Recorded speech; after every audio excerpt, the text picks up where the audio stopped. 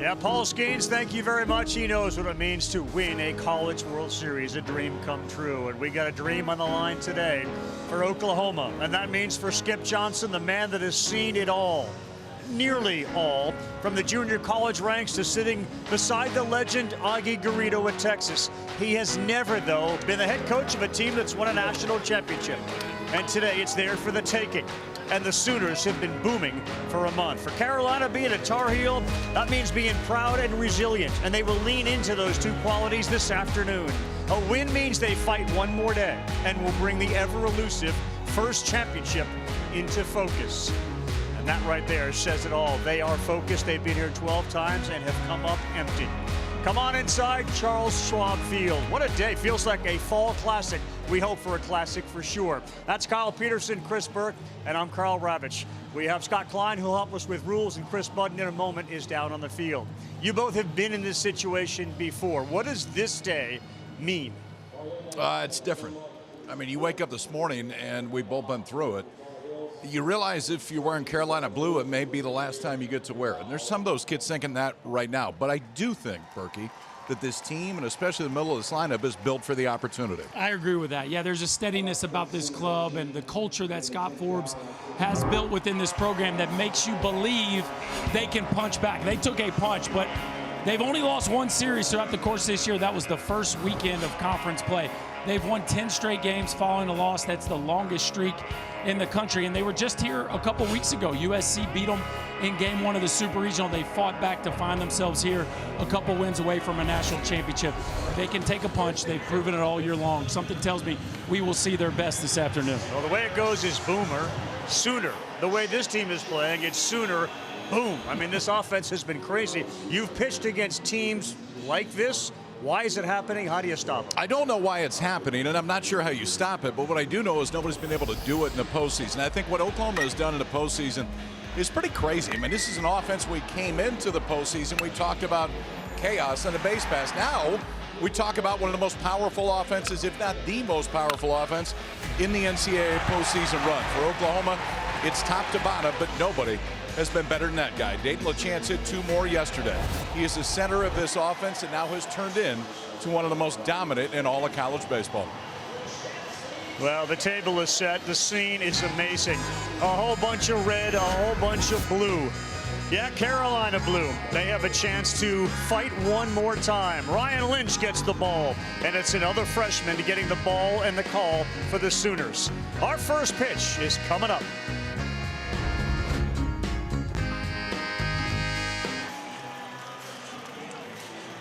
Welcome back to the Men's College World Series presented by Capital One. The Oklahoma Sooners have been absolute giant killers on their way to Omaha, knocking off the SEC, the AC, the Big 12 champions. So what switched for this Sooner team? Head coach Skip Johnson will point to right after the SEC tournament when they lost. They went back home and he went back to his junior college days. He made them do 2 days practice. He ordered a bunch of fried chicken. The idea was put your phones away, let's break bread. And then they all wrote negative thoughts down on a piece of paper. They put them in a box and they buried them. And since then, all they've done is won, and now they're 1 win away from celebrating a national championship.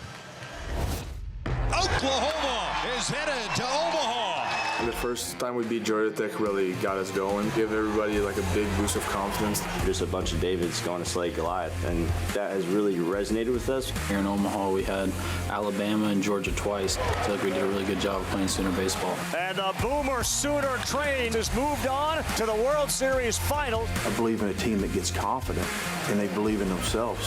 Play with a little chip on my shoulder and go win a natty champ.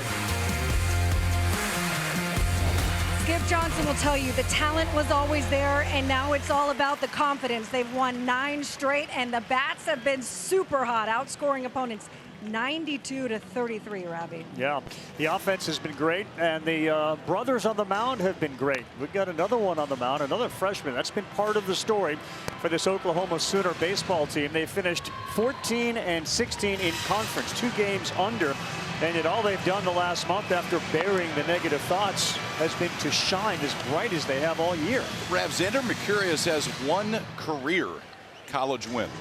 It came here less than a week ago against Georgia. At that point, he had had just 3 career starts. Well, in that game, he looked pretty comfortable in the environment. 7 1/3, punched out 9. It's a mid-90s fastball, 2 different breaking balls and a changeup. But I think he showed in his first start that this environment, this arena, is exactly what he's built for. And for those who watched us yesterday, it was his brother LJ who come on and was the man down the stretch to end the game and give Oklahoma a win. Berkey, he has faced, Kyle just said it, Georgia. He's also faced Georgia Tech, Kansas, and now a number 5 seed in North Carolina. Yeah, he's used to taking on monsters, in this North Carolina lineup, especially the first half, is very talented. Jake Schaffner yesterday had 3 hits, hitting .333 for the College World Series. Hole and Gallagher in the middle have to be taken care of as well. The Tar Heels batting order has been presented by Capital One. See the flags out there in center field, kind of blowing left to right. It is in the upper 60s, low 70s forecast today. It has been a week and a half of cooler than normal temperatures. We've seen the wind blow out. We've seen an inordinate amount of home runs. As you can see, the cloud cover, which may favor the hitters. That big green batter's eye doesn't have to worry about the sheen of sunshine. So they should get a good look. Jake Schaffner steps in. Xander Mercurius ready to fire his first pitch. And underway. And he will make a living throwing fastballs against a very good fastball hitting team.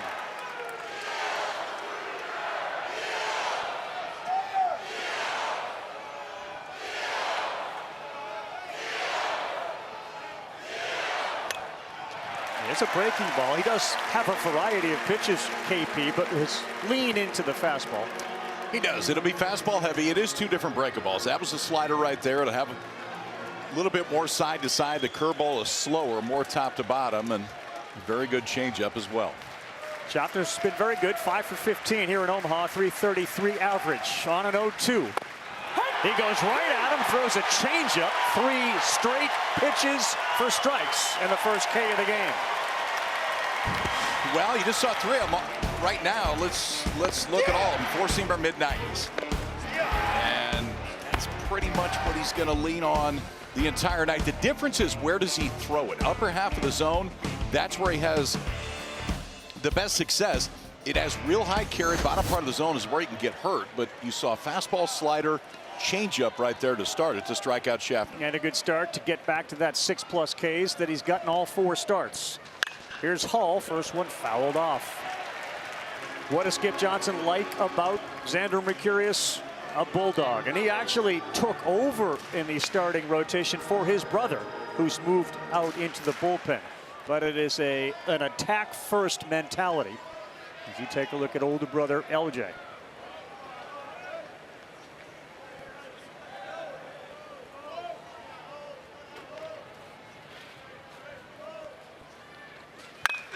That one is pulled foul. It was hung up there, and Hull was all over it.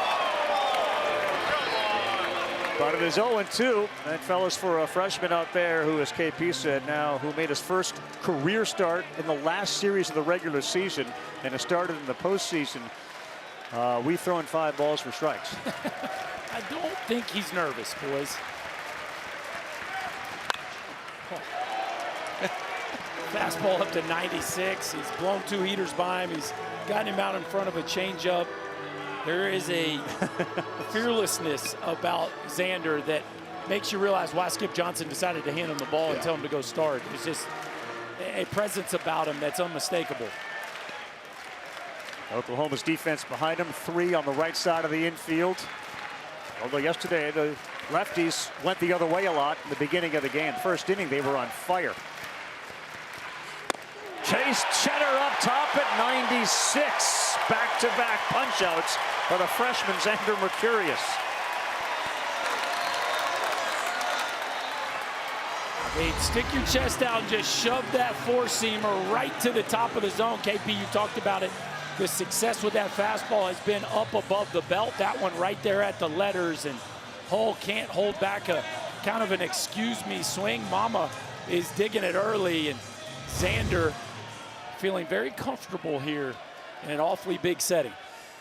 Yeah, Christina has been celebrating. Neil, the husband, walks around. He can't sit still. Gavin Gallagher looks at a breaking pitch for the first ball of the day for Xander Mercurius, who grew up in Las Vegas. And The first memory that LJ have of his brother with regards to a ball is throwing a golf ball against the back of the house when he was little. Bet that went over well. Not a great idea. Yes. 2-0.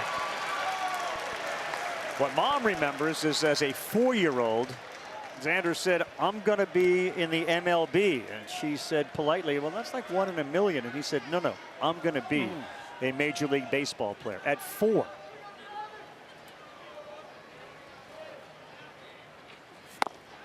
Change up on a 2-0 pitch.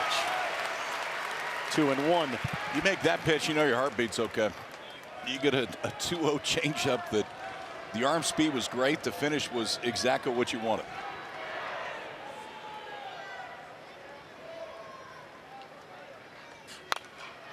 Boy, it gets on you in a hurry. You can see they're not having very confident and comfortable swings up there. And yesterday, the offense for Carolina, the first time through, hit .342. They had 2 extra base hits. After that, they went silent.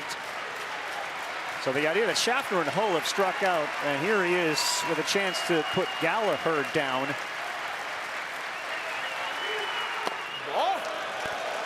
Would be quite the statement for a Sooner team that has been absolutely on cruise control for a month.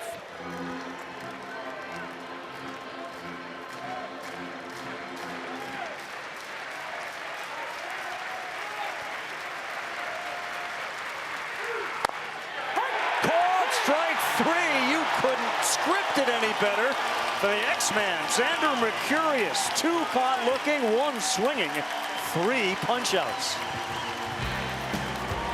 He's okay in the environment, gentlemen. The freshman with 1 career victory in college goes punch out, punch out, punch out. Day 2 of the finals. We will see the OU offense when we come back. On to the first in Omaha, Nebraska. The site of the Men's College World Series, 79th edition. As we take a look at the Sooners batting order, it's brought to you by Capital One. Very easy to focus on the middle of the order, LaChance and Willis, but fellas, the bottom third was great yesterday too. No question. And right in the middle of the order, a first-time father, a new father on Father's Day. Jackson Willits has set the World Series record for Oklahoma hitters with 9 hits already. He is a star in the middle of that lineup. They're going to face Ryan Lynch, right-hander that is mid-90s on the fastball side. A couple different fastball sliders, primarily fastball slider. 2 and 4 seam slider behind it. Went 4 2/3 in his first start here at the College World Series against West Virginia. And there's ball 1 to Jason Walk. He's the center fielder. You take a look at the Ryan Lynch resume, 5 and 4, 420. That fastball run is important, and the fastball's been his best pitch. Walk has been on fire, a 13-game hit streak. That hitting over 430 here in the College World Series with a double and a couple of home runs.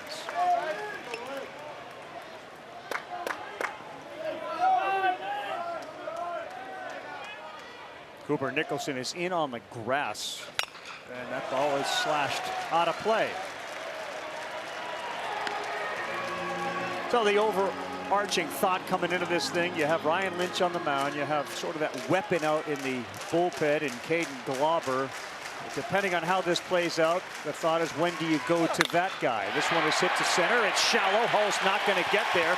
And that's a 14-game hit streak for Jason Walk. There's no indication, boys, that the Sooner momentum has been lost overnight. No, now 21 straight games, he has reached base.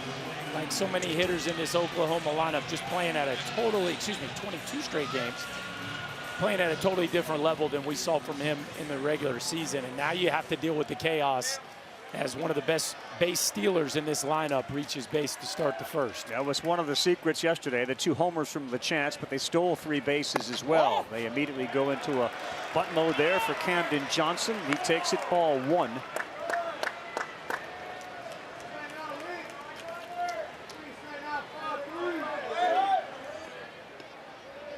Five guys on this Sooner team with 18 stolen bases or more. Walk isn't going. It's 2-0. Amazing, KP. Talk about it from a pitcher perspective. When you know this buzzsaw, once they get somebody on, it kind of keeps churning. Yeah, I mean, that's who they've been. And I think it's another spot where you're going to slow your mind down when you're out there and just make sure you do what you do. For Lynch, it's movement on the fastball, continue to do that. But ultimately not be afraid of the bat early in the at-bat. You get to a 2-strike count, then you can try to miss it. But at that point, can't be too fine early against this offense. Ball. Big lead. He went back. And Camden Johnson, who had been struggling, he is entrusted with Skip Johnson. The one thing you learn about this head coach and all the experience he has, man, he lets you know that he trusts you to get your job done. And the selfless nature of this team he's talked about incessantly. That is a 4-pitch walk, and right away into scoring position goes Jason Walk, and the very dangerous Dayton LaChance is marching to the plate. Yeah, I don't even know if dangerous does it justice, what he's doing right now. How about a homer at his neck? And then he carves a double off his shoelaces. And this is a young man who's got incredible power. And right now he's refusing to let you walk him. He literally has not walked in the NCAA tournament. He's had 6 hits outside the strike zone, including 2 homers. And it's really interesting, KP, because you know he's swinging and he knows he's swinging, but he's swinging at everything. So where do you go? And he's not missing. I mean, that's the biggest thing. I'm not sure where you go. I think you have to try to make him expand early. There's your answer, by the way. They are expanding the bullpen right now. Mr. Glauber's up front. There is the answer to that question, knowing we have no room for error. 0-1 to LaChance, the big maple. That's way outside, so he didn't take a hack at that. He's one of 13 junior college kids on the roster put together by Skip Johnson and company. They love the junior roster. The junior college kids said they've had their teeth kicked in a little bit. They're hungry.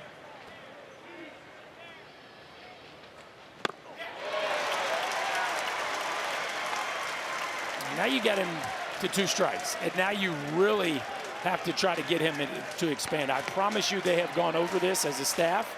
This is one of those where Heineck has to be ready to block the ball up because Lynch is not going to throw this ball intentionally around the strike zone.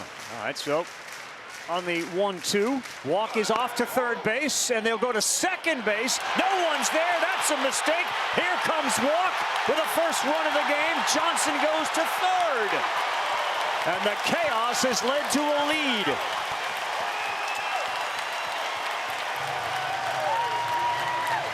Well, you got to be on the same page here defensively. And sometimes this is a read, but if your catcher feels like the lead base runner has it stolen, then he's going to go to the backside. And it looks like Gavin Gallagher gets caught late being there. Maybe he slipped, guys, and that ball runs arm side, but he's not there early enough to make an adjustment. Watch, he's there, kind of has the ball, arrives, the ball sails to the arm side, clips off his glove. If he is, he's out.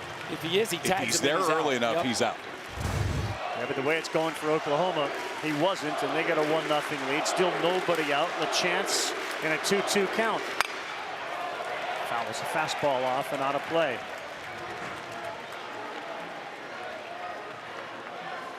Yeah, they've been terrific. They've won their previous 7 when putting a run on first. 8 straight games, longest of the season. They've won 9 games in a row. And in those 9 games have 10 or more hits. 9 of the last 11 games. They had 14 hits in game 1. Chased up there. That was a home run pitch yesterday, and LaChance is gone. A very big strikeout for Lynch.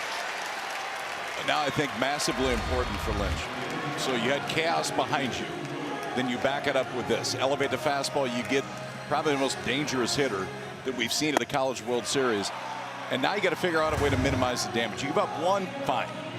Move on, and this offense at some point is going to go. I think you see how that Carolina thinks the game may go. Infield into the first. For a very good hitter, Jackson Willits, and that one is going to go to the seats on the third base side.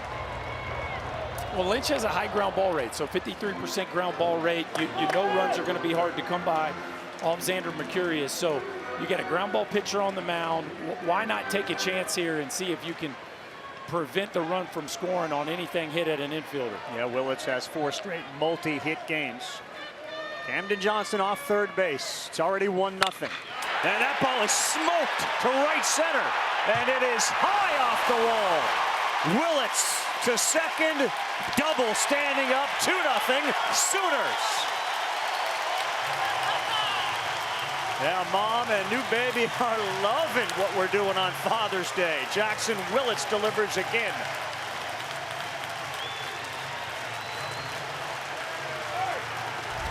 Is this kid any good? I mean, stay hot, kid. A two-seamer right down Broadway, and that ball is scorched. 109 off the right center field wall. It doesn't matter where the infield's playing. When Jackson Willits catches a barrel, that thing is destined for a gap. A no-doubt double. The Sooners have 2 on the board. And the new daddy doing a little work here on Father's Day. The Glauber time may come a little bit sooner than they would like, but certainly happy Father's Day to Jackson Willits, and an opportunity with a meeting on the mound for us to say happy Father's Day to all the dads out there. It's been such a big theme here in Omaha the last couple of days, listening to the stories of people like Jackson Willits, whose dad is right there in the dugout with the rest of the team. You know, the games at catch and all the other things that have gone on. He's not just playing catch right now. We are getting ready. And I think one more base runner, you would see Glauber come into this game.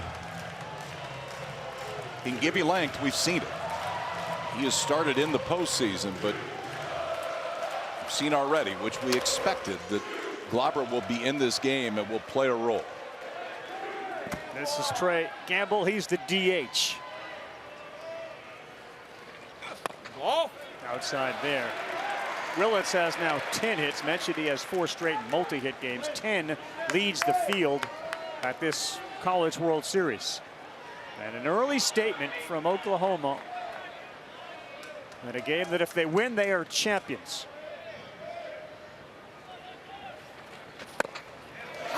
One and one. He's going to need to slow the ball down here some, KP. Left-handers have given him trouble throughout the course of the year, almost 150 points higher OPS versus Lynch than right-handers, and he's going to need that backdoor breaking ball. He's going to need the changeup because OU is all over the heater. This one on the ground slowly to Gallagher. He's up with it. And he throws over to first for the second out. But 90 feet away is Jackson Willits. Really nicely done there, KP. A little backdoor breaking ball to get a rollover. Yeah, to your point, I think it is important. I mean, they're dialed up for the fastball. He throws a fastball 2 or 4 seam about 70% of the time, so it makes sense to be dialed up for it. But if they're on it the way they have been, you got to try to figure out some way to get them off it. Brings up Brendan Brock. He's the left fielder, originally selected by the Brewers in the 14th round in 2025. In there for a strike. And rather than signing with Milwaukee, he was a Southwestern Illinois college kid. He transferred to the Sooners to boost his draft stock for 26.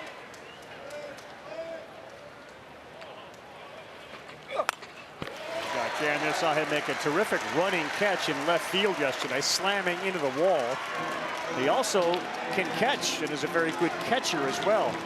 So a unique skill set for Brendan Brock.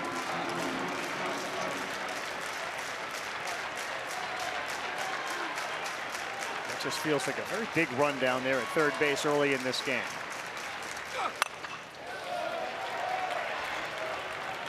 Yeah, no question. Brock has been outstanding in postseason play, hitting .450 in the NCAA tournament, and 7 for 16 with, or excuse me, 5 for 14 here in Omaha. So, like so many of these Sooner, he has been locked in postseason play. Brian Lynch's 23rd pitch of the first. Called strike 3. Got it on the corner. Brandon Cooper, the home plate umpire, with the punch out. On before some Sooner damage. Walk. Johnson with a walk. Willits with a big double and a 2-0 lead. You can't imagine the emotions going through the mind of Eric Paulson. His dad was a Long Island, New York, and the NYPD detective, first responder, spent months working at Ground Zero following the 9/11 attacks. Later developed cancer, which doctors associated with 9/11. And he is up there now looking at ball 1. Ravi, all of the dads are also honoring him in support of Eric. They have buttons with the number 44 Paulson and took a picture all together to show their love on Father's Day. Yeah, what a good story, man. That's wonderful. Paulson hits one into left field, takes a turn, and he pumps the brakes. And you know, Dad is looking down and couldn't be more proud. He always wanted to see his son in Carolina blue after starting his career on Long Island at Stony Brook.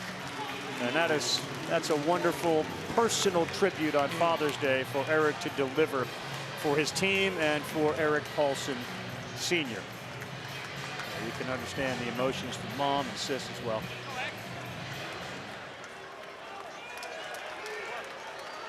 So he's at first. They're trying to fight back. Cooper Nicholson is the third baseman. Change up there. Well, neat moment there by Eric Paulson, and he caps off the top 4 hitters there in this Carolina lineup that have been so good. If Carolina's going to win today, they're going to need something from the back 5, and it starts right here with Nicholson. Somebody's got to provide them some offense here in the back half of this lineup. Because the way the freshmen have pitched, KP, it doesn't feel like they're going to do any favors to an offense. They haven't blinked yet, and nothing would indicate that they're going to. It feels like you have to beat them. They're not going to beat themselves at this point. Xander Mercurius, an 18-year-old freshman, throws the 1-1. Well, that changeup is an effective weapon so far. It's 1-2. I think it's okay, though. To me, you have to be on something. He's throwing 96 miles an hour. If early in the count you swing and miss at a changeup, so what? You can always go into a 2-strike mode. But Carolina cannot be defensive early in counts. Nicholson 2 for 12 in Omaha. Whoa.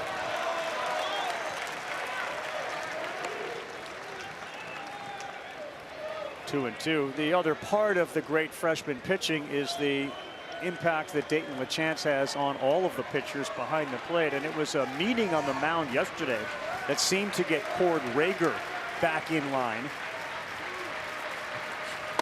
And he's gone there. He chased another changeup. It's a strikeout, 4th of the game for Mercurius. He throws 2 different changeups. He can throw a split too, but I think his best one is the one that is this. You can see the fingers are split. He holds it deep in his hand. It's the arm speed that makes the pitch, because the hitter sees fastball arm speed. But yet velocity is, it's 16 less than his best fastball has been today.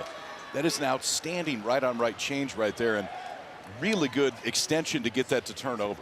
Here's Howe, and LaChance thinks about throwing behind the runner at first base, Paulson, but he doesn't. It's 1-0 to Howe, who is the left fielder. Heineck is on deck. To Berkey's point, you saw that graphic. 2 hits from Nicholson, 2 from Howe, 2 from Heineck. Whoa, no! Did he go? And yes, he did down there at third base. The call is a swing. Kevin Sweeney, our umpire, at third.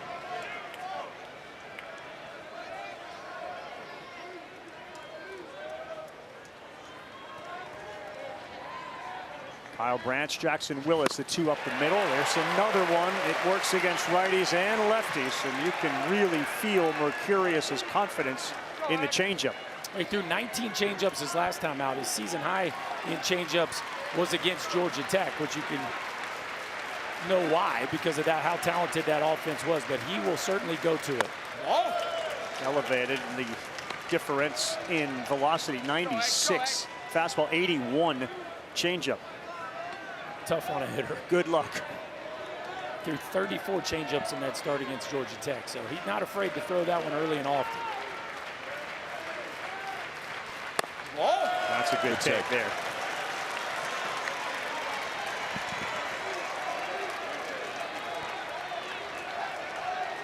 Yeah, so we've seen a lot of Christina. There is Neil.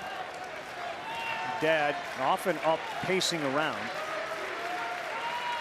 but maybe settling in the way his son is pitching, and he picks up strikeout number 5.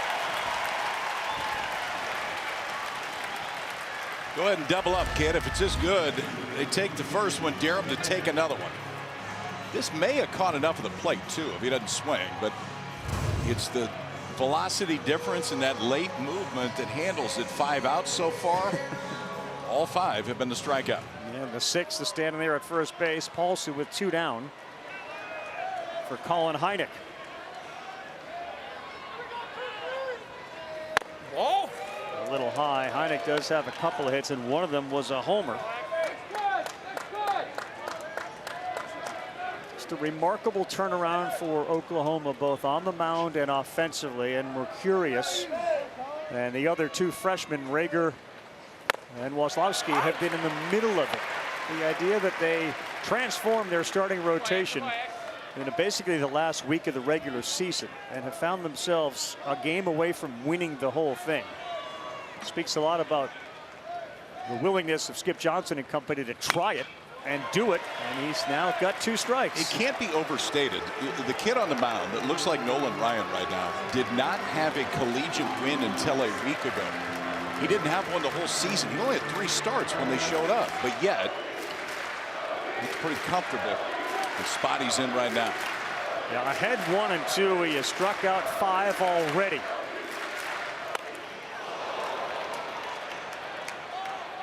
So we've seen all these changeups this inning, and now to Hynek, 4 straight fastballs. And you see the way he's changing speeds and fast and slow. This one catches the knob of the bat. And he's really keeping this North Carolina offense on its heels because he just, you can't predict where he's going from at bat to at bat. Yeah, just missed. Reaction from Mercurius on the mound. You saw Dayton LaChance is telling him, hey, man, it was down. Keep your cool. You'll go do it again. You'll see him talk to himself a lot. He and his mom will make eye contact during the game. She said it happened on a number of occasions in the first start here. 2-2, that's another strikeout. He has got 6 outs, and he's responsible for all of them with the strikeout. Getting a little selfish now, isn't it? I mean, at some point, let the other kids play. But he's not going to do that yet. Fastball up to the mid-90s, but the key, well, the key's been the changeup so far. The freshman, he's got it all going so far. 6 strikeouts to start. Welcome back, everyone. The NCAA Men's College World Series is presented by Capital One. What's in your wallet? Sooners won it all in 1951. Then they did it again in 1994. And like the rest of the SEC, they have become a fairly dominant team. The 12th appearance. They were here in 22. We're in the finals and lost to Ole Miss. And this ball is to left field. Al is going to be there, and he is going to be there for the out. Deshaun Harris with a 1-pitch flyout. The rest of the postseason history, 2022 was the runner-up. Lo and behold, they are right here on the doorstep, having seen 5 SEC teams in this College World Series this season. And obviously, they're the lone team standing. A bunch of those 94 guys are here. One of them's Tim Walton, who was on that team, now the head softball coach at Florida. Whoa.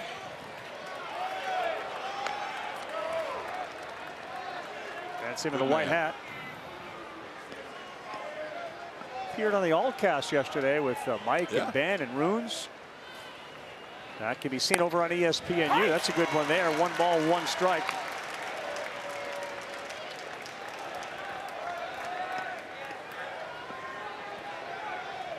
This is Dayton Taki. And these 3 guys, Harris, who's been retired, Taki and Branch yesterday, only went 5 for 10. That's it.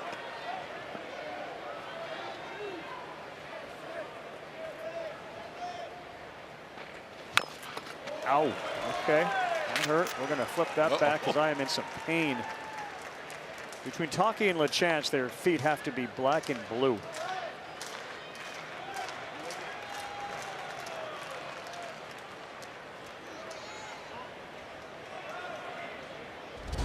He's like, I'm good. Everybody get away. Trainer back. Just let me be with me for a minute. Oh, man. We'll figure this out. Ankle bone.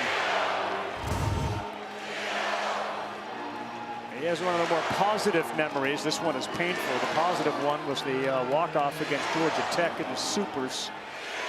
A 454-foot bomb over the batter's eye that got the Sooners into this position. Yep, at the letters, called strike 3. So Harris and Taki both retired as Ryan Lynch must be realizing there's a dude out there that's going to come in for me if maybe I allow one base runner on. It also feels like, too, if Carolina's going to win the whole thing, they got a lot better chance if Gleiber's not coming in the second inning, regardless of whether they win this game or not. And I think it's massively important. It's a good start in the second for Lynch to try to figure out a way to get him 5 or 6, and then you see what the game tells you. Good pitch there. Lynch is moving a little bit quicker. He's got a little more pace. Kyle Branch, you could argue, had one of the bigger, if not biggest, hits of the game yesterday, in a game in which LaChance hit 2 homers. That 4th inning 2-run double was his first hit in Omaha. And of course, for those just watching the College World Series for the first time, his brother Colby, who's here today, played for Georgia. And it was one of the more memorable moments. There he is on the right-hand side. He hit a home run in his final plate appearance as a collegiate. And the reaction from the brother Kyle at second base is something, when you see it, you'll never forget it. It was pure elation. Eastman on the ground, slow Nicholson up. He has time, and he's there to get Kyle Branch out. A 1-2-3 settle down inning for Ryan Lynch. It's 2-0. We're through 2.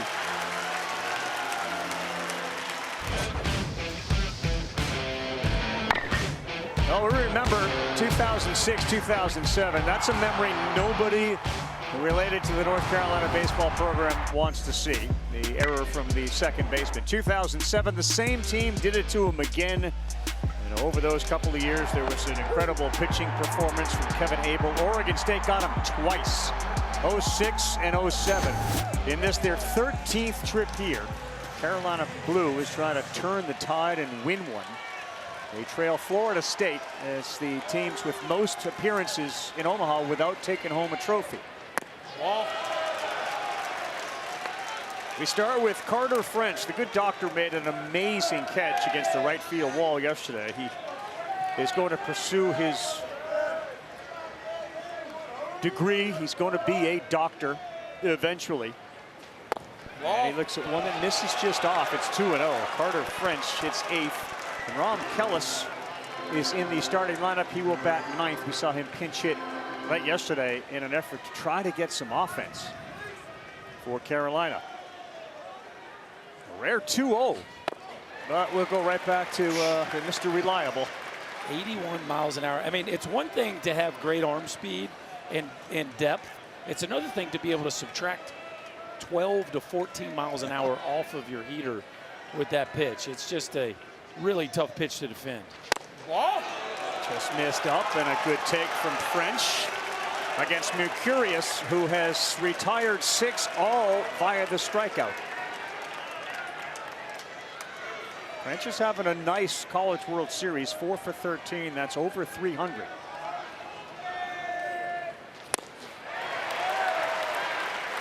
Late on the fastball, 3-1 count. I know that thing has carry at the top, and so maybe he's more under than late. But right now, this Carolina offense, they're not on either one. They're late on the heater. They're over the top to change up.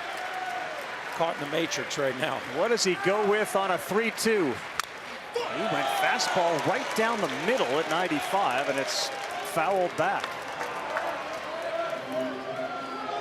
Try to get inside the head of French here, and that's a hard one because he's probably a lot smarter than you. But what pitch do you think comes? Minus the probably. I'm on the heater. I mean, that's just what it is. I got no chance if I'm not on the heater. All right, and a walk, and Mercurius has allowed his second base runner.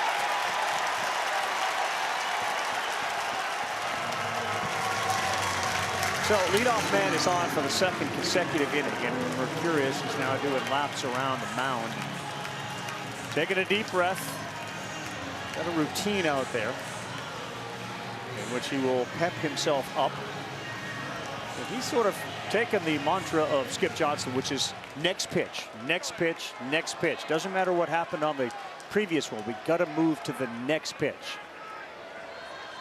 And he will get Rom Kellis. It's emotional out there too, so I'm kicking a little bit of the dirt. If you're North Carolina, this is your first glimmer right now where he's just a little frustrated with himself. Yeah. He got to walk. He throws a first pitch ball. Like you're looking for something to feel good about in that dugout.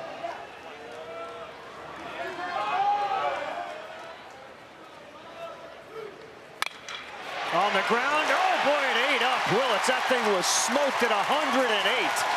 We saw that happen to Schaffner yesterday, and an absolute rocket from Ron Kellis. They got 2 on and nobody out. Well, he had a couple good at-bats yesterday. Didn't start the game. They brought him in the back half of the game, and he had a 403-foot fly out to straightaway center field. Here he gets a heater right down Broadway and just smokes it past Jackson Willits. That thing has some topspin, bounces right over the glove of Sooner shortstop, and Ravi, that's what it looks like to be on a heater. That's a dude who sold out to a heater, was on time and barreled it up, and that has to give a lot of life to this Carolina offense. Well, they have the top of the order up right now, and a first opportunity to get to Mercurius. Jake Schaffner struck out his first time up. In fact, the top 3 struck out in the first.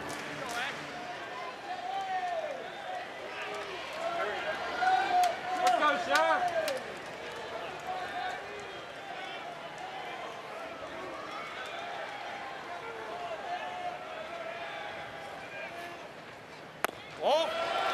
One ball, 1 strike. Thought Forbes after yesterday, it's like, yeah, I mean, we've lost before. We haven't lost back-to-back games since March 6th and 7th. We're going to stick to the process, trust the routine, try not to let the moment be bigger than we are. And they do seem to have a team with a personality that can deal with that. All right, here you go, Raf. You were late on a first pitch heater. Then you take a breaking ball and a changeup.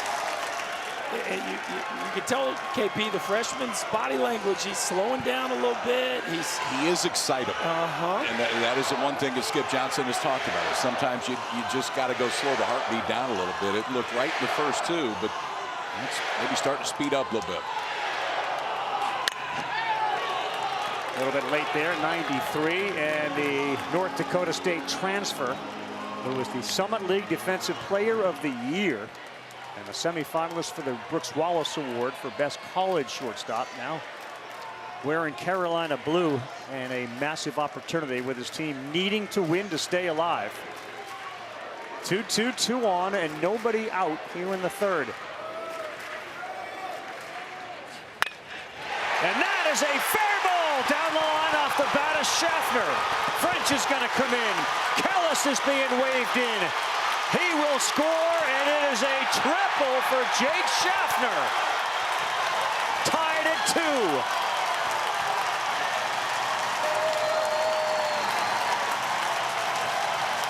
I think it's the first time he's thrown a split today. Everything else was the traditional changeup. They go away from it right there. He goes split, and Schaffner's right on it. Berkey is it's up in the zone enough that Schaffner can put a really good pass on it. Yeah, that split just kind of cuts to the inner third of the plate. Schaffner, who's hitting over 700 with runners in scoring position in the NCAA tournament, just rips it in the right field corner. The Tar Heels are off and running. The shortstop glides into third, and you talk about a loud and much needed swing of the bat, Ravi. The Tar Heels are right back in it. Yeah, no question about it. And for all the success as you watch the dive into home there, Schaffner goes to third with the triple. The freshmen have been unflappable because they've been successful. And in the case of either Glauber or any of the 3, you do wonder, like, is the moment ever gonna get to them? It hasn't yet. We'll see how Mercurius handles the base clearing triple from Schaffner and Mr. Hull, who steps to the plate. And his swings have been a little off since that diving catch he made a couple of nights ago. He takes ball 1. This is when he gets dialed, though. Nobody better in the country with runners in scoring position than Owen Hull. He finds a different level of focus throughout the course of the season in opportunities like this. 667 with a runner on third, right down the middle and down the line and into the seats.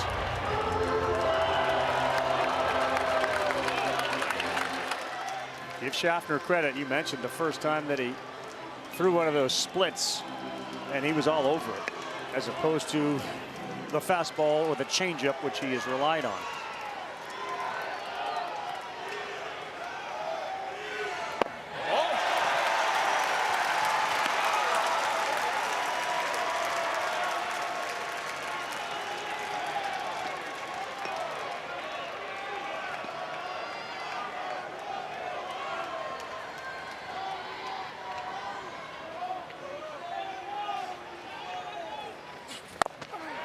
That's a good one there. A changeup on the inside corner. It's 2-2. But you see the numbers with runners in scoring position. Gave you the even better, bigger number, 667, with a runner on third in the tournament. He's been able to do everything out of the 2-hole for them the entire season. And he lines one right at the second baseman Branch. Hit it hard, 105 miles an hour, but right at Kyle Branch.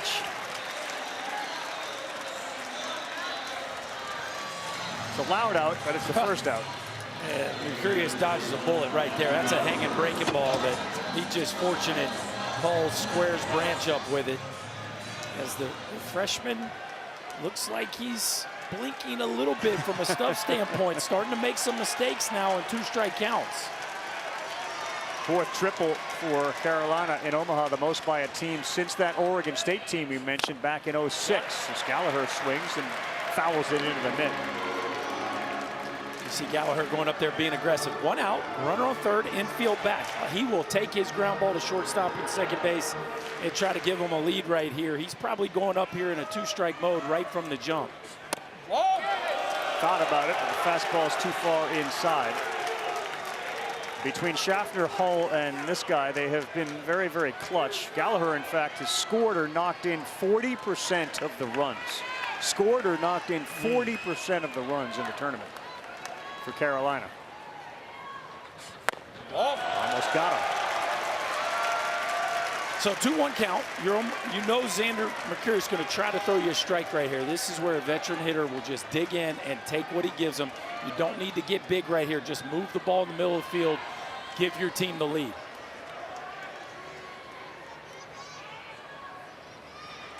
Oh boy, that one is away from LaChance. We're going to have a play at the plate. Oh boy, it looked like LaChance thought he could get to home.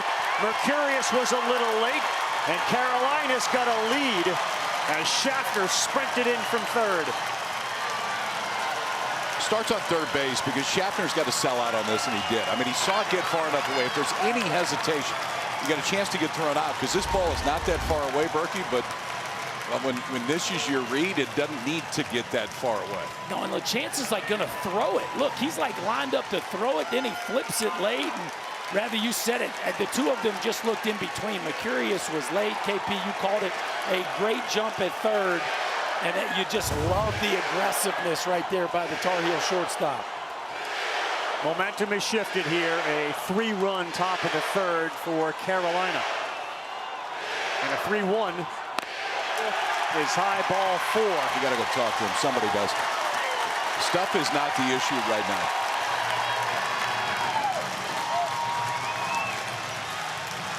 It's just excitement. And so often when excitement happens, everything gets faster to home plate. Things get faster to home plate. Mechanics get a little bit different than they were. The misses are a bit bigger, and that's why Skip Johnson is making a slow walk out right now.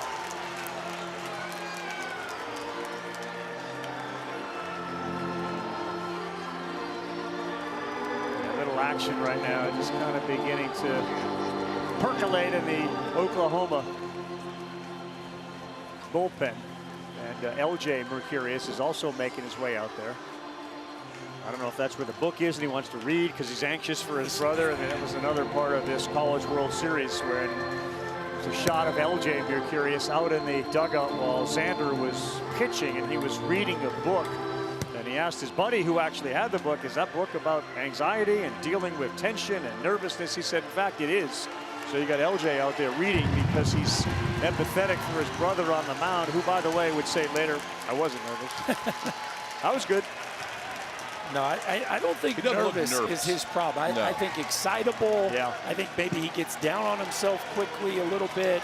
And Skip Johnson trying to get up there. Look, you're not going to strike everybody out. We need you to get back into this ball game. Free passes are hurting you right now. Yeah, dangerous hitter, Eric Paulson. He had the first hit of the game for Carolina. Oh, he was thinking dead red. He got it and he missed it. And it is 0-1. His dad, the New York Police Department detective, passed away on July 4th last summer. Whoa. 1-1.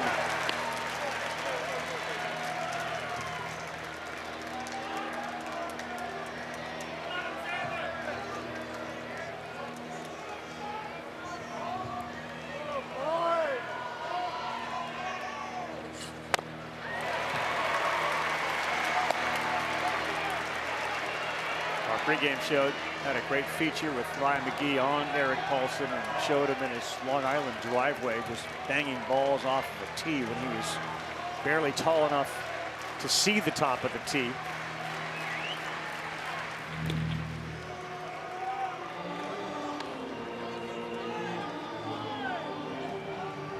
Reluctant to leave Long Island, to leave his dad, but they were convinced, and that's one of the story Scott Forbes tells about meeting his dad, how much they loved each other, loved baseball. He got a hanger there that he fouled straight back. And just how much alike the two of them were. Well, when he took his recruiting trip, it was very important to his dad to be there. Yeah. And it was very near the end of his life. But he wanted to see where his son was going to be. And he was down there with him, sitting in the dugout. Scott Forbes talks about just the importance of his father being there. Oh, good take.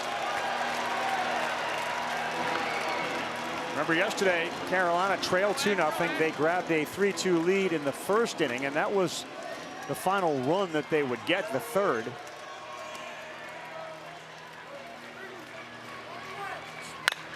And he laces another one. Paulson is 2 for 2 today on Father's Day, and it's first and second with one down. Do it, kid. Finally got one in the bottom third of the zone where he can handle. We talked about it to start the ball game, KP. When that fastball's down, the hitters have a chance. And this is a fastball just at the knees, and Eric Paulson gets inside of it, rips it into left field. And man, this Tar Heel offense looks a little different than the first time through. Yeah, I mean, they didn't have a chance for about 45 minutes. Now it looks like they're pretty comfortable. Yeah, looking up at his mom. We've seen it in the stands for sure. It is sweet.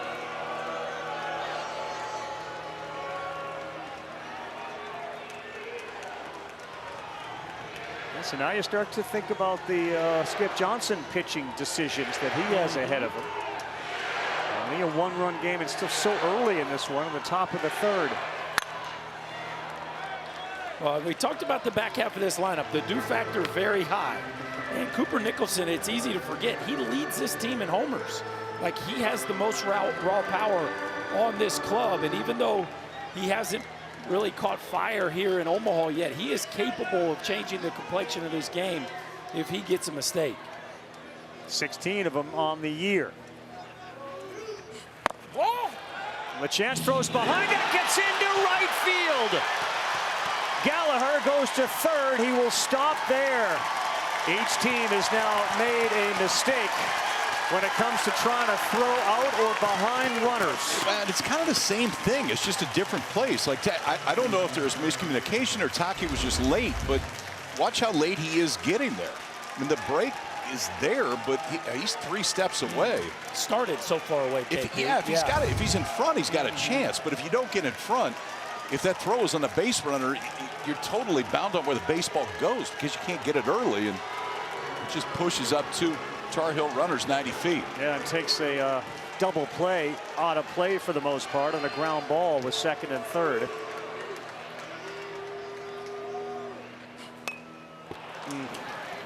It's a break right there for Mercurius.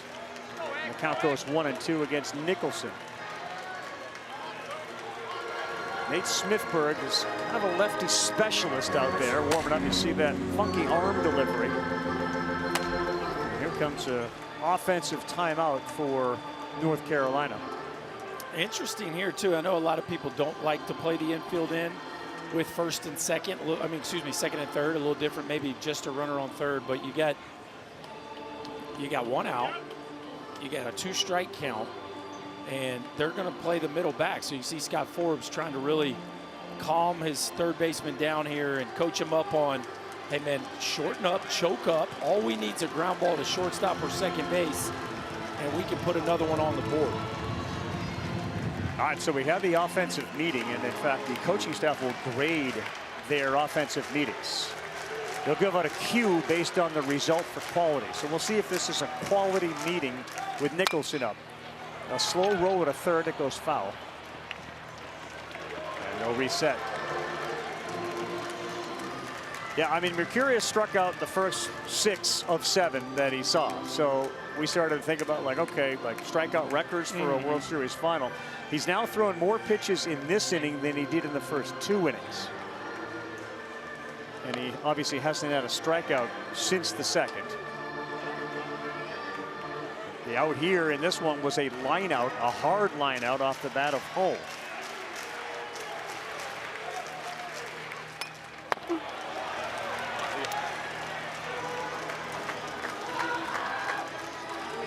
Different feeling for Ryan Lynch right now. There's a lot different feeling. The rope got a little longer. It's a lot different feeling. And the formula for Carolina all year long has been build an early lead, get the ball to Glauber. And that formula is starting to take shape here in the top of the third.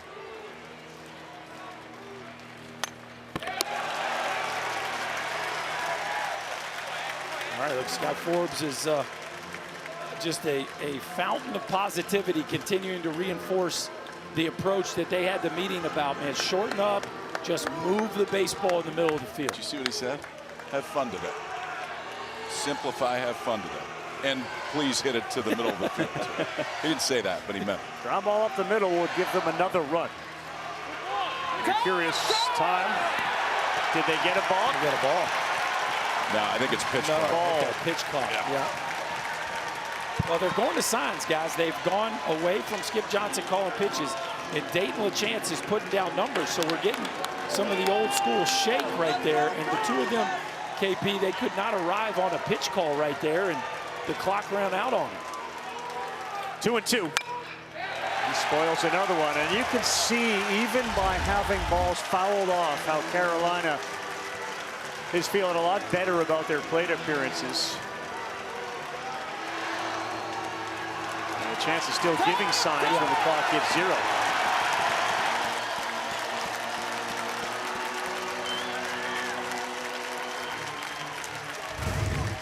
You just don't do that very often anymore. I mean, count the number of times this year that we've seen a catcher actually give signs. I think Oklahoma's their first I don't team I've remember seen. it before this. I wonder, you know, Skip told us the other day in a meeting, Skip Johnson, the head coach, we've had pitch comm break or not work or function without us not being able to hear. We've gone to the signs. He's an old school guy, and he feels comfortable with signs as he does pitch comm. That got him on the elbow, and the bases are loaded. Nicholson gets hit, and Howe will come up with him loaded.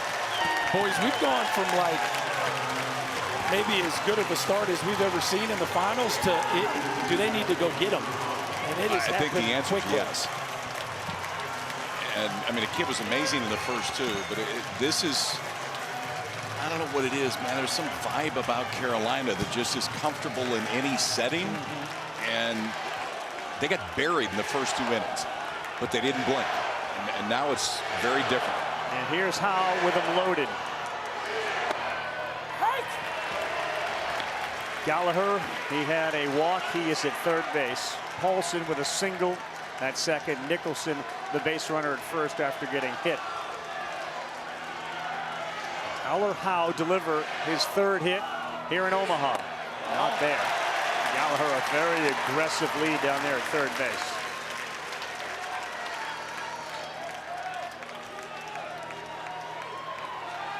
Hasn't had many chances, but he is hitting .500 with the bases loaded. Big call, strike 2. Yeah, 50-50 ball at the bottom of the zone, and that's just a beautiful pitch, and really a great take there by Howe, because you're probably going to roll that over at best anyway, and could have been an inning double play.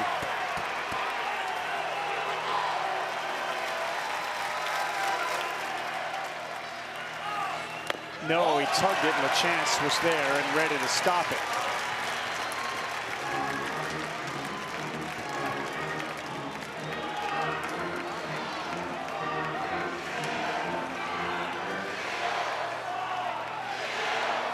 There's been one Grand Slam in the World Series Finals. Ty Evans of Florida did it against LSU in 2023. Howe has 4 homers this year. That misses very badly, and we are full with nowhere to put him.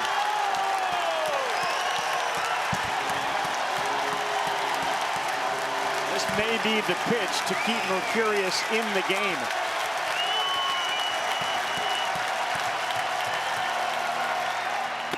He got him. That's a big one. Another strikeout for Xander Mercurius. His 7th of the day. Boy, it felt like a big one right there, boys.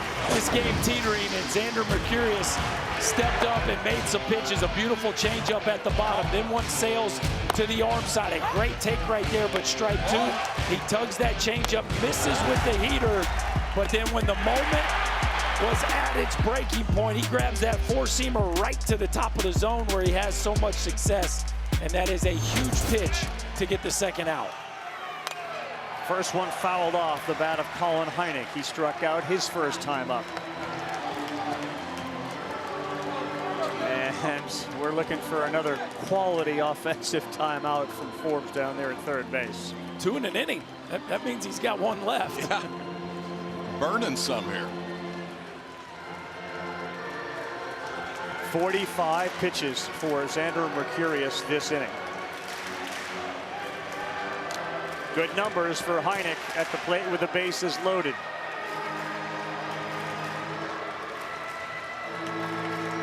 It is hard to believe the way he got through the first 2 innings that he's about to throw his 78th pitch of this game. 3 for 19 in the tournament. The team with them loaded, and that's too high. 1-1.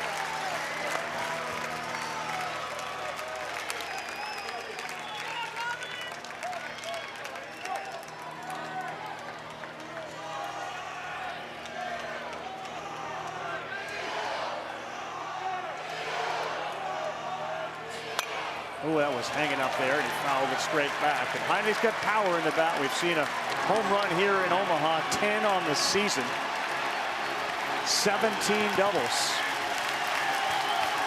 Most of the crowd here at Charles Schwab has risen to their feet, certainly on the Sooner side.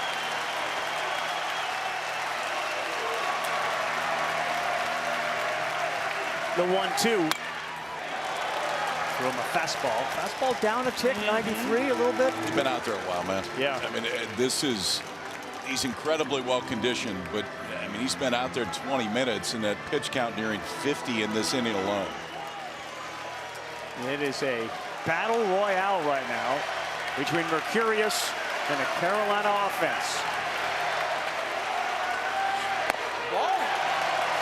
The next pitch will be his 50th of the inning.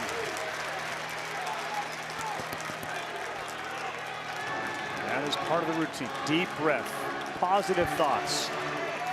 Heineck trying to get in his head.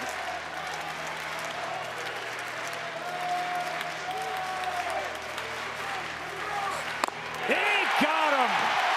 Little 86-mile-an-hour wrinkle and walk him off. 50 pitches in the inning, 2 more strikeouts. A whole bunch of traffic, but he's got 8 strikeouts in the game. But it's the Heels who are proud and resilient. They had an answer, and now they lead it 3-2 heading to the bottom of the 3rd.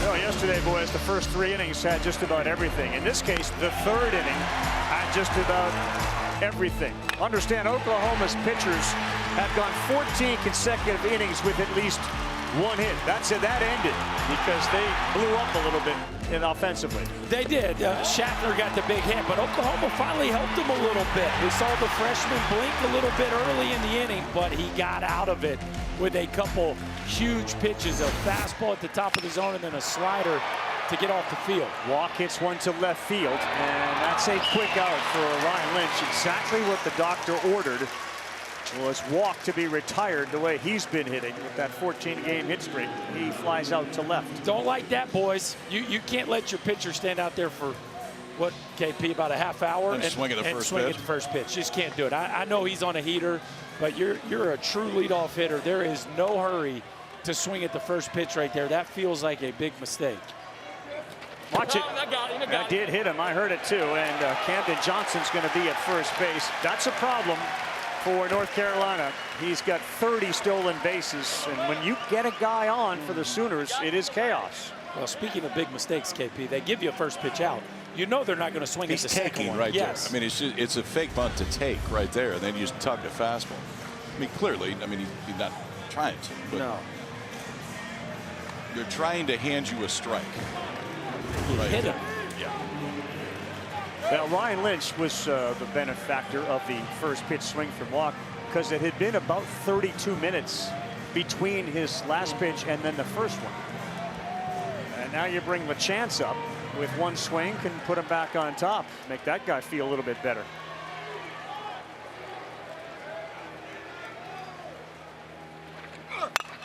And that ball is smoked to center field, but Hull was right on it, and he's there to take the line drive away. And again, a one pitch. We're curious, going to come back out here quickly if this continues. I'm not a big offensive timeout guy, but it feels like you should do it now just to give everybody some air. Like a little bit more oxygen in the entirety of the dugout.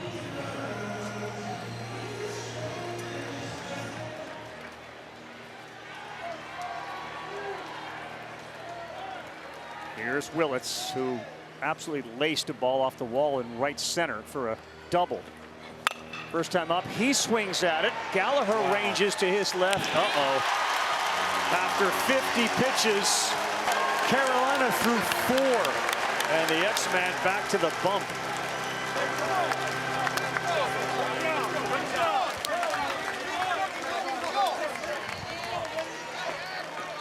Welcome back to Omaha here in the top of the 4th. This is Xander Mercurius in between innings. One of the things that Skip Johnson loves about him is the emotion that he pitches with, but he has to come in and take some deep breaths to try and release some of that emotion.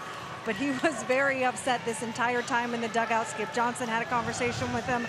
Jason Walk came in, got into his ear. Skip just told him, flush it out. One pitch at a time. Looked at him, said, "Are you good?" Said, "I'm good." Yeah, so KP, you've pitched in a situation. I mean, you've had a few rough innings here, but 50 pitches and you're back out there in 4 minutes. What toll does that take? It can take a real toll. I think at this point, though, you got to pay really close attention. We talked about it before, just size of misses right now. But he answered back at the end. When it looked like they were going to knock him out of the ballgame, he went strikeout to get out of the inning. Does it make sense to keep an eye on velocity on a fastball, see if it's still down? 100%.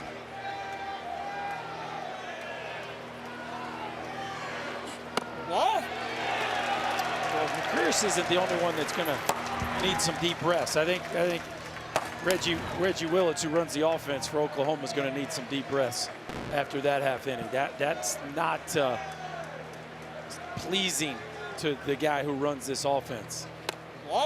Oh boy, that was close. And you see LeChance talking to him. 91 on the fastball.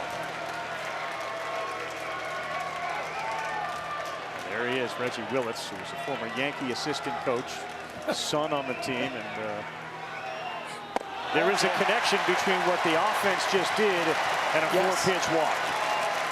Well, and it's the same guy who started the rally last inning with the walk. Carter French now 2 walks on the day, and boy, everything kind of screams that it might be time to make a move. You're asking a lot of an 18-year-old kid, as good as he has been, to come back out there after throwing 50 pitches. without a break. And this guy has smashed the ball the last 2 days when he's been in there. I think the other thing is there's only so much adrenaline. Yes. And he had to use a bunch of it at the end of the last inning to get out of it. And he kept him in the ball. It's 3-2 right now, but there's only so many times you can get up. Carolina thought that pitch was a little high. It's 0-1 to Rom Kellis. That one is right at the second baseman Branch. He flips. That is exactly what Xander Mercurius needed, a double play. Tailor-made double play. Yeah, they call it the pitcher's best friend, and there's never been a setting where it holds more true than this right here. A breaking ball that hops right to the chest of Branch. A nice little flip to Willits, who finishes it off. And boy, will that help everybody in that Sooner dugout settle in, because things were getting a little tense there after a 4-pitch walk. Top of the order, Schaffner had that triple, which scored 2 in the third, and a slow one on the ground to first. Let's see if they can flip it quickly. They do, and Mercurius, he's got a little bounce back. 50 pitches last inning, 7 pitches this inning. It is 3-2 Carolina. Talk with the head man, Scott Forbes, after this. Welcome back to the Men's College World Series presented by Capital One. Joined now by Scott Forbes. After 6 straight strikeouts to start the game, how were you guys able to get to Mercurius? Man, golly, had that changeup going. It was like a wiffle ball. Credit to our guys. You know, one thing we're going to do is we're going to keep playing. We're going to play 27 outs. Some big swings of the bat, really big swing of the bat by Schaffner. I thought Hal should have been in that 3-1 count, but I'm not going to play the blame game. Umpires make mistakes too, and we just got to do a better job of capitalizing. But at the end of the day, we bounce back and we have a 1-run lead. What have you seen from Ryan Lynch so far? Man, he's competing his tail off. We can't let him steal third base like that. That's something we can't let happen. But I like what I'm seeing. He just keeps competing, and he's got Globe right behind him. With that said, how do you manage the Glauber situation? Put them in quick when we need them. That's basically what we're going to do. Sounds good. Thank you, Coach. Thank you. Yeah, Glow is the nickname on the team. As Gamble looks at one in there for a strike from Lynch. I'm talking about Caden Glauber, who is 11-0 individually with an ERA of 2.13. He's got 5 saves. He's got a win and a save here. And when he pitches, you saw that little feature earlier, that kid right there. They are unbeaten. They're 28-0 when he comes out of that dugout and bullpen and steps on the mound, whether starting or relieving. 28-0. Glauber slept with his spikes on last night. Because the minute he showed up, he was hot if they needed him, and he knew that. And that's the way it is right now for Carolina. Like, you're going to go down with him if you're going to go down. He's going to be in the middle of it, and the minute that there's any traffic, he will be back up. You think Forbes told him to sleep with his spikes? You don't need to. No. They have a system where they ask their relievers on a scale of 1 to 5, what do you feel today? And Glauber has given the same answer every time. 5. That's a good strikeout there for Lynch to start this 4th inning as Gamble is caught with a bat on his shoulder. How about his bounce back, man? I mean, in the first inning, first 2 guys reach, first 2 guys end up scoring. But since then, Ryan Lynch has not only kept North Carolina in it, but has kind of turned into a different guy, pumping mid-90s fastball. Caden Glauber likes it down at that bullpen because he doesn't have to get up and start throwing quite yet. Dots one at the knees to Brendan Brock. Oklahoma has been very successful in the middle innings of ball games, 4 through 6 in the tournament. They hit 373, which leads the field. They've scored 46 runs. And Lynch's ball got a lot of arm side run there, right on the fists of Brock. Look at pace, too. Oh, yeah. Pace is immediate. It's get it and go. That started last inning, I think. Yeah. And he's still just living at 97, 98, yeah. boys. Good take, ton of movement. For the kid that grew up in Morristown, New Jersey, Morristown High School. He played baseball and basketball, committed to Carolina as a sophomore. That's down 2-2. You know, and a lot of kids, when they commit as sophomores, they know where they're going, so they'll go off to different schools to really hone their skills. He wanted to stay right at home in Morristown, lead the baseball program, lead the basketball program. and he became a team leader. He would host parties and host dinners and really be a role model for the younger kids on those teams. You don't get those high school days back, right? You go off to a prep school to play baseball. You don't get to be a high school hooper, and good for him.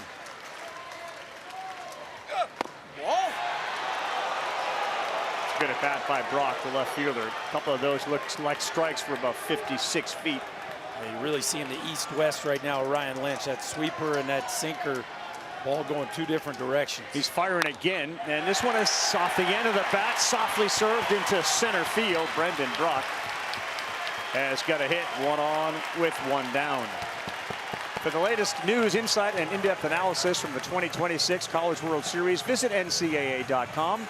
It's your official online home for all NCAA championships.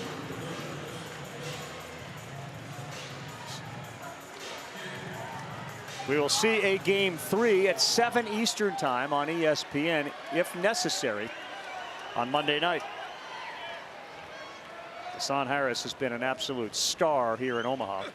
And he got one there right down the middle that he was a little late on. Now, Harris, very similar to LaChance. They both love to swing at the first pitch. They both will extend the strike zone, but they've also both been incredibly hot here in the postseason and in Omaha. So a guy that will go outside the zone, but man, if you make a mistake, he is ready to capitalize. 2 doubles, a single, 2 RBI, and a take there. Yeah, to your point, Harris and LaChance, between them have 1 walk. Like, that's it.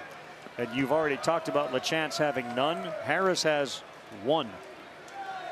And now 50 plate appearances.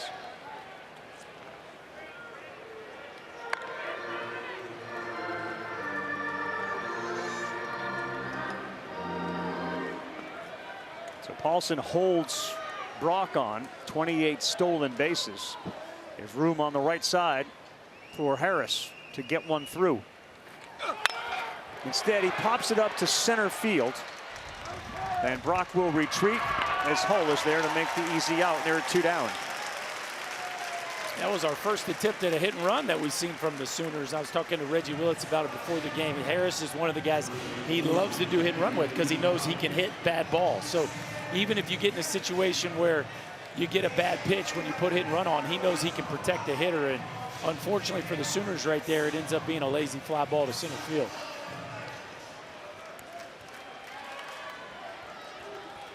Here is Dayton Taki, who is 3 for 16.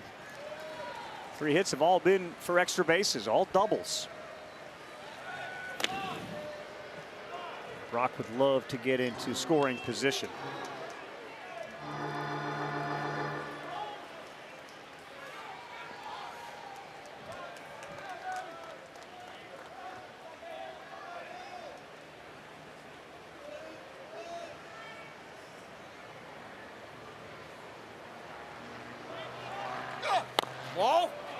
Nice job holding right there.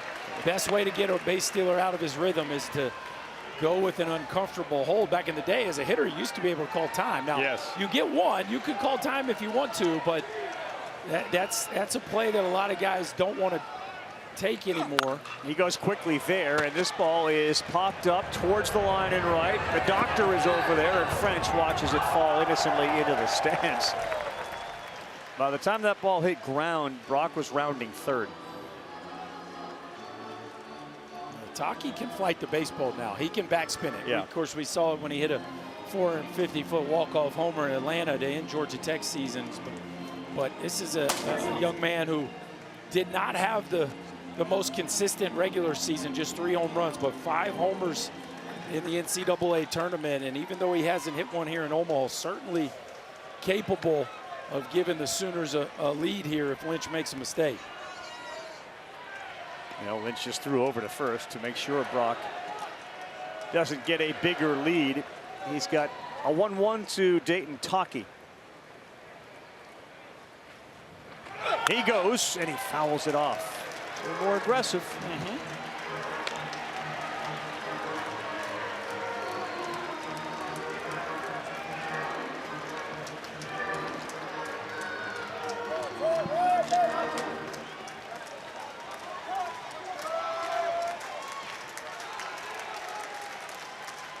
1-2. Lynch has a strikeout in the inning, 4 in the game, and that's number 5. Letter high fastball to sit him down, and Dayton talking to the home plate umpire. Frustration for the Sooners. You saw Glauber warming up. Things are tilting in Carolina's way. Owen Hull, Gavin Gallagher, Eric Paulson already with 2 hits. 2, 3, 4 coming up when we come back to Omaha. We're back with Kyle Peterson, Chris Burke, Chris Budden. I'm Carl Ravitch. It's 2, 3, 4. These guys have been dynamite for the Diamond Heels. You start with Owen Hull. Last time up, retired on a hard lineout.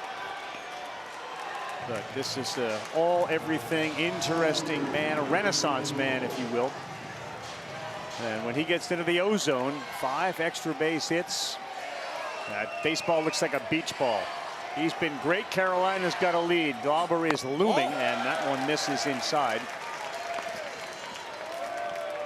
From Xander Mercurius, 8 strikeouts in the game. Touched in the 3rd inning for 3 runs. Another one driven to right. Thanks for playing. Owen Hull goes yard. It's 4-2 Carolina.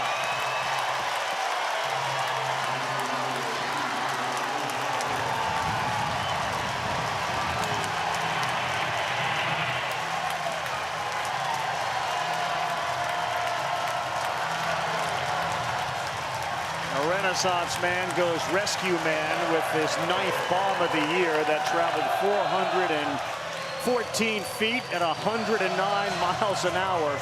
Yeah, the O-zone. Second hard hit ball. And that may be it for Xander Mercurius today as Skip Johnson takes a walk to the mound.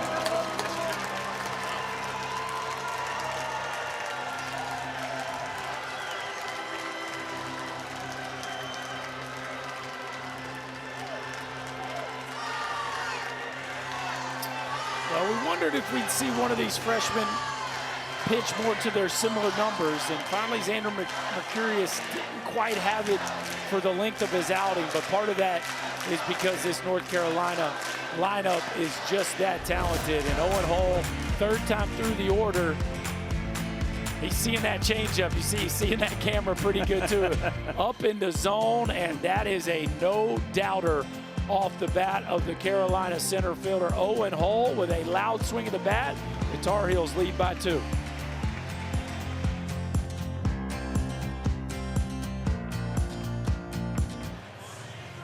Xander Mercurius' day, the freshman is over 4+ innings, and there are the rest of the numbers, 8 Ks, and it was as amazing a start as you've ever seen. He struck out 6 in the first 2 innings and had 8 at the end of 3. But we got a new pitcher into the game right now. It's the junior Jason Bowden. On for the 26th time all event out of the bullpen for Bowden. It's a mid-90s fastball, 2 different breaking balls, and a changeup. Has yet to pitch in this College World Series. Just saw an Owen Hull smash to right.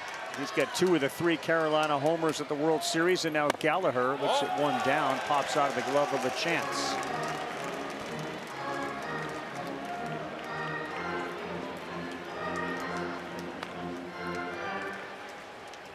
"21 years old, born on August 8th, 2004. 6'3", 193 is Bowden.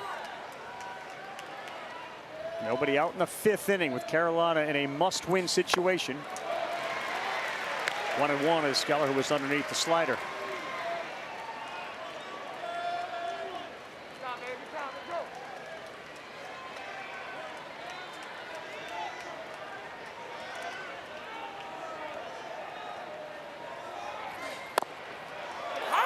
Gets the call. See 2 different breaking balls, KP. You got more of the sweeping slider, and then that shorter cutter right there. Nice job to hit the outside edge on that one and get ahead in this count 1-2. Set up outside, Lachance. That one was right over the middle, and it looked like it may have deflected off the glove of Willits, but another laser off the bat of a Tar Heel, almost 110 miles an hour.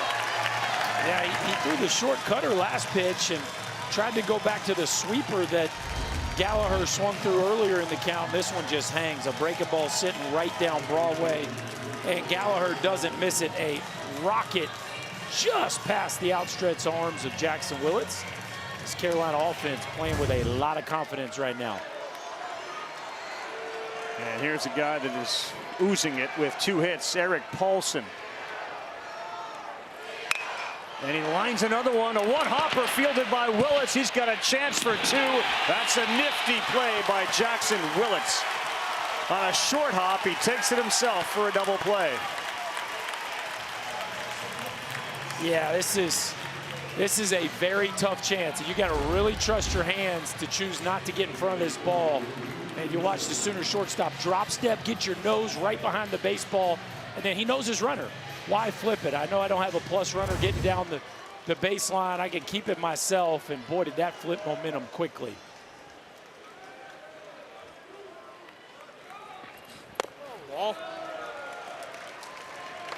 You guys thinking about when they go to Glauber? We're into the bottom of the 5th after this. That was another run of insurance. It's a 2-run lead. I think it's entirely dependent upon Lynch. You can't think too far ahead, but I think you have to think ahead. If you can limit the amount of pitches that Caden Glauber throws today, then potentially you have him tomorrow as well. Yeah. So that's the Carolina game right now. Which makes sense. Yeah, there's a balance here between we have to win this one. Yep. And getting a little greedy to try to keep him in play for tomorrow. He's been that good, and we talk about him a lot. And for those watching the College World Series for the first time, he's another freshman, and you knew freshmen were going to have a big impact on this game and this College World Series. But he has been Mr. Lights Out for them and hasn't lost any time he's been on the mound. 2-2 to Nicholson, will not chase.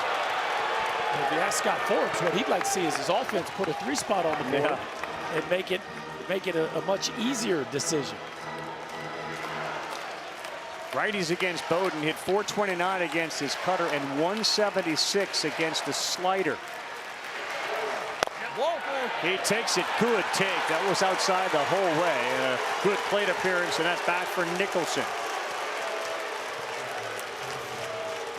We're waiting for Cooper Nicholson to bust out. He hasn't quite done it with swinging the bat, but he had a long at bat that ended in a hit by pitch, and now that one right there where he earns a walk. And again, the Carolina back half of the offense is giving them at least opportunities by getting on base. Yeah, Carter French has walked twice in the 8th spot, and Rom Kellis single. A little different story today.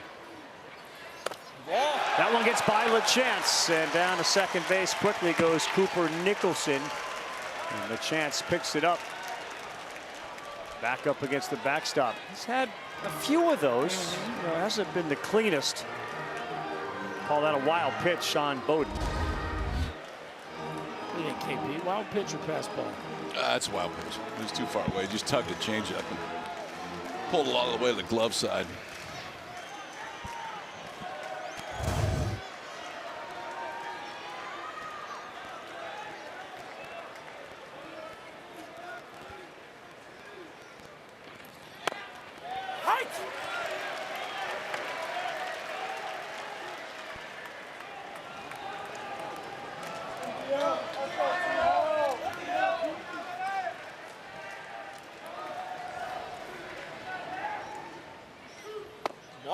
Just cannot emphasize enough how important it is to keep stacking runs for North Carolina. I mean, and again, in any game, but especially this game, KP, where you're talking about the tension of when to put Caden Glauber in the game or how much longer you can go without him.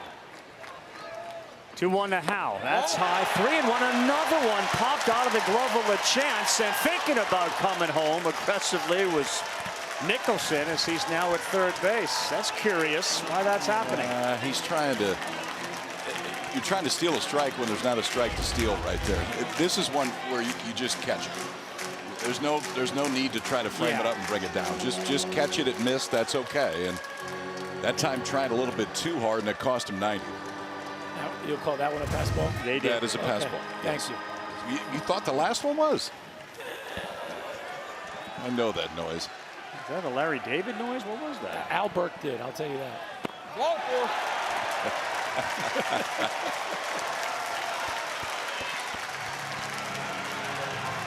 Well, to Berkey's point about stacking runs, they have a 2-run lead. You see what the offense has done in the first game, second inning or later, and how it's turned today.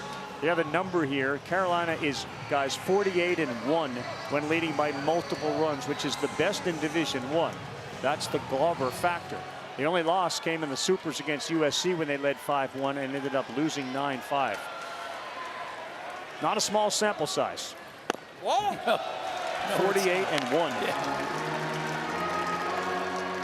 All year long, the strength of this Carolina team has been their bullpen. One of their strengths, but one of their most glaring strengths when you talk about relative to the rest of college baseball. Heineck fouls it back. And that 48-1 would certainly speak to that. Sure would. Kyle keeps talking about, you know, the less pitches Glauber throws, there's a chance you bring him back. He's thrown back-to-back 3 times this year.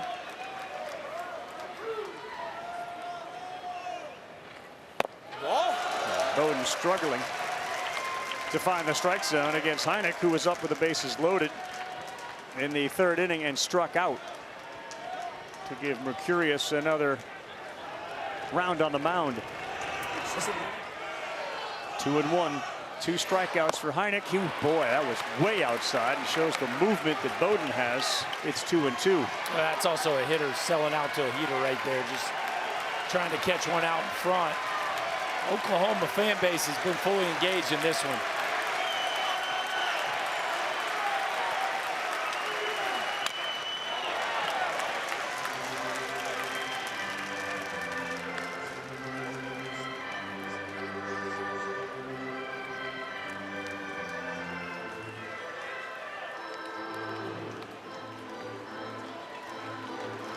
Jason Bowden on in relief for Xander Mercurius. North Carolina trailed this one 2-zip. 3 in the 3rd, 1 here.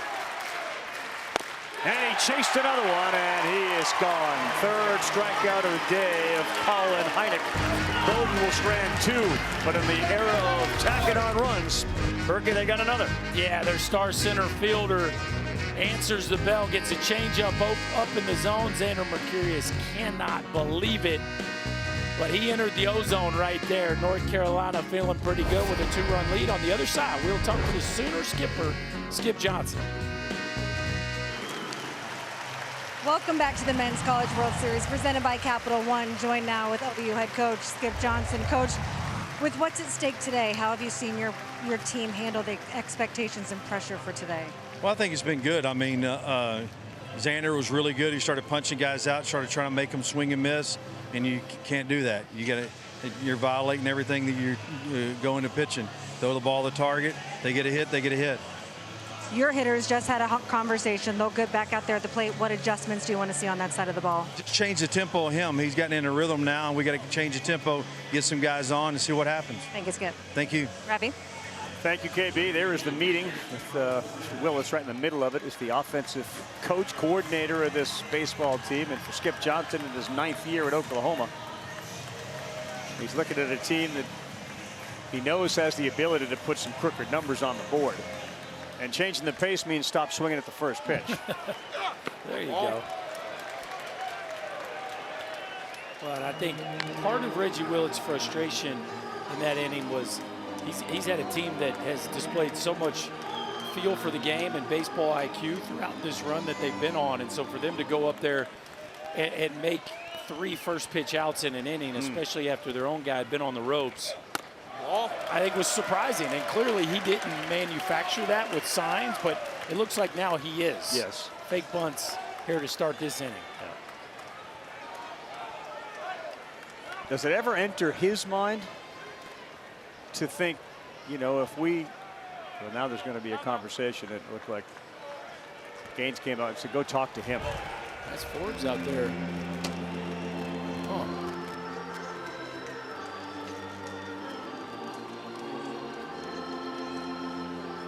What is it, the mound? What we got here? He saw something. I don't know what it was yet, but he saw something. He may have just signaled to the trainer too. Yeah. Oh yeah, no, it's with Lynch.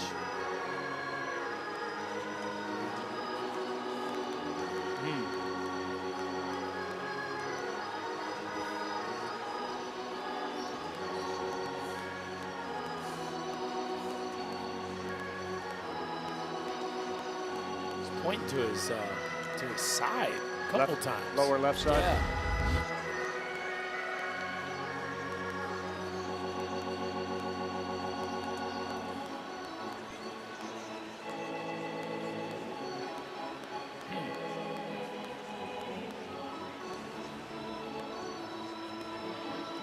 Right there. Yep. Yeah. And right where that number is, and he's coming out of the game. Yeah, there's nothing on the pitch that would indicate it, but you could see when Scott Force came out, he was immediately saying that something wasn't feeling right. Well, Makes the decision easy. now we don't have to think about it very much, do we?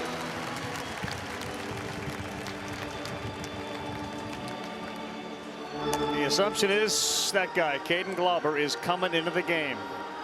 From the Jersey Shore to South Carolina to Omaha, Nebraska, and a chance to help Carolina force a Game 3 when we come back to the College World Series.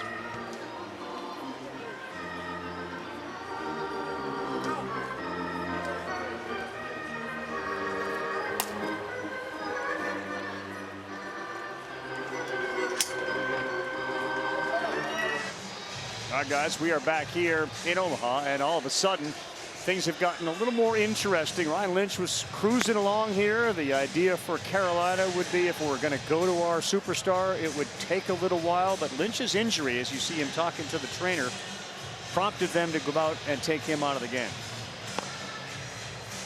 Yeah, it was something on that left side, and he's kind of explaining it to Terry Joversinski, the trainer from North Carolina, and it looked like it just grabbed on him when he let it go. Up until that point, it was great, though. Now, there's no more of a comfort security blanket feeling for Carolina than getting this kid on the mound. This kid is Caden Glauber. He graduated high school a year early, and since arriving at Carolina has pitched like an upperclassman. It's something crazy like 26-0, right? Something like that. 27-0. 28-0. I mean, the kid's a stud. There's no moment that seems like it's too big for him. He's always confident when he's out there. So amazing playing defense behind him every single day. I'm just trying to go out there and pitch for the best team in college baseball. Every time he pitches, we win, so I'm just going to go with that. There is a Glauber effect here, and the backstory on him was he was a high school kid in South Carolina. He had committed to North Carolina, the university. When he first moved to South Carolina, he made the varsity team, and he was the closer and helped them win a state title. That was at Catawba Ridge High School. He made the varsity. And then they kind of called him in August, right before his junior year would start at Carolina. And they didn't really demand it. They suggested, you know, others have tried it. You think maybe you want to come a little, you know, come a year early. So he discussed it with his parents. He basically crammed 2 years into one, and he showed up on campus as a 17-year-old, and now 18, and just dominating. He inherits a 2-0 count, and the first pitch he throws is 2-1. Another Jersey kid who grew up before they moved to South Carolina. I should say 3-0. And it's 3-1. He lived on a hill, and the way he and his dad would play catch is he would head down to the bottom of the hill and have to chase all the balls. His dad would throw to him. And they agonized over the decision to go a year early. 3-2, and this is what we'll see, KP, from him, right? A lot of fastballs that have a lot of movement on them. Yeah, it's pretty fastball heavy. It's at low slot, mid-90s, really good slider behind it, and we'll show you a few changeups, but really everything works off of that mid-90s fastball. Quickly back to a 3-2 count. And that's strike three. Welcome to the game, Caden Glauber.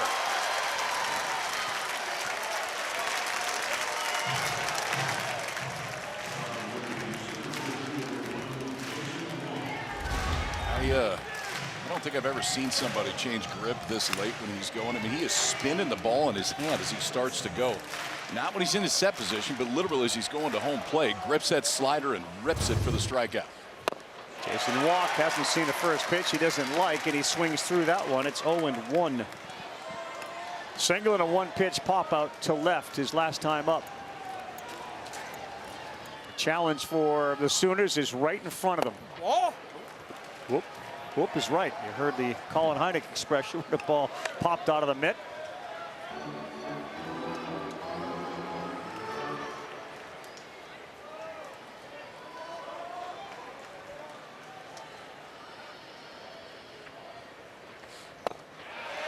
Yeah, he dots the corner.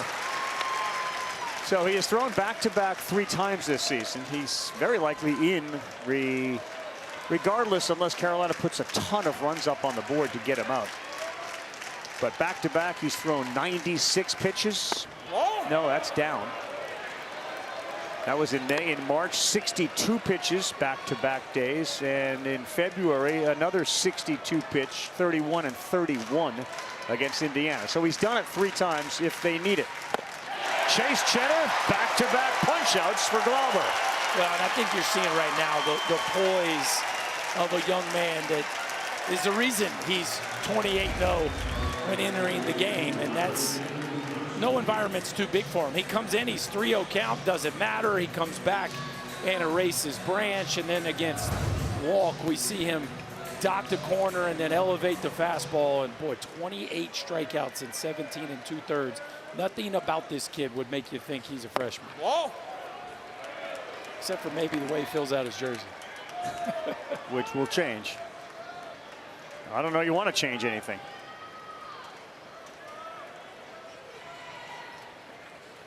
Whoa.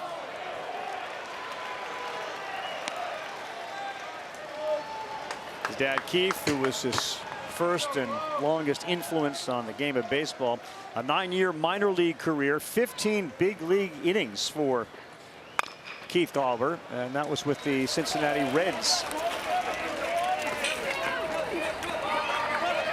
When they give him a day basically in high school to say, okay, you're gonna go ahead with 2 years in one day. You try it, see what it's like. And the parents were a little skeptical. And Caden said, I got it. I'm good. Respectfully, I'm doing this. They've learned to trust him.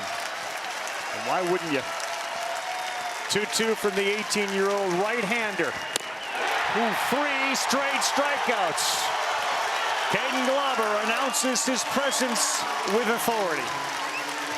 As advertised, gentlemen. One of the best freshman arms in the country who should have just graduated high school. Instead, he's on the biggest stage in college baseball. 96-mile-an-hour fastball strikes out all 3 that he faces, and Carolina leads it to the 6th. Dave Fleming, Eduardo Perez, Jessica Mendoza will be there. Atlanta's got a 7-game cushion over Philadelphia. I don't know if anybody saw it, but the Phillies exploded yesterday. Yes. Harper went for the cycle, and Schwarber hit, I think, 11 homers in the game. Sure. It's a good day. He's got 28 homers already. Harper hit for the cycle in the first 5 innings. Yeah. Back here, Glauber in. He strikes out the side once he got in, and it is 4-2 Carolina. We're in the 6th inning. If North Carolina wins this, we'll have a game 3 tomorrow at 7 Eastern time. Carter Frunch, the right fielder, made one of the better catches we've seen in a few years here in Omaha up against the right field fence yesterday. And Jason Bowden, who came on for Xander Mercurius, misses to fall behind 3-0. How do you manage the game on the other side? You got a kid that's never lost, 28-0. He's 11-0. You're down by 2. Are you starting to think about saving bullets for tomorrow when it comes to the mound? Yes. Walker. Yeah, I think you absolutely are.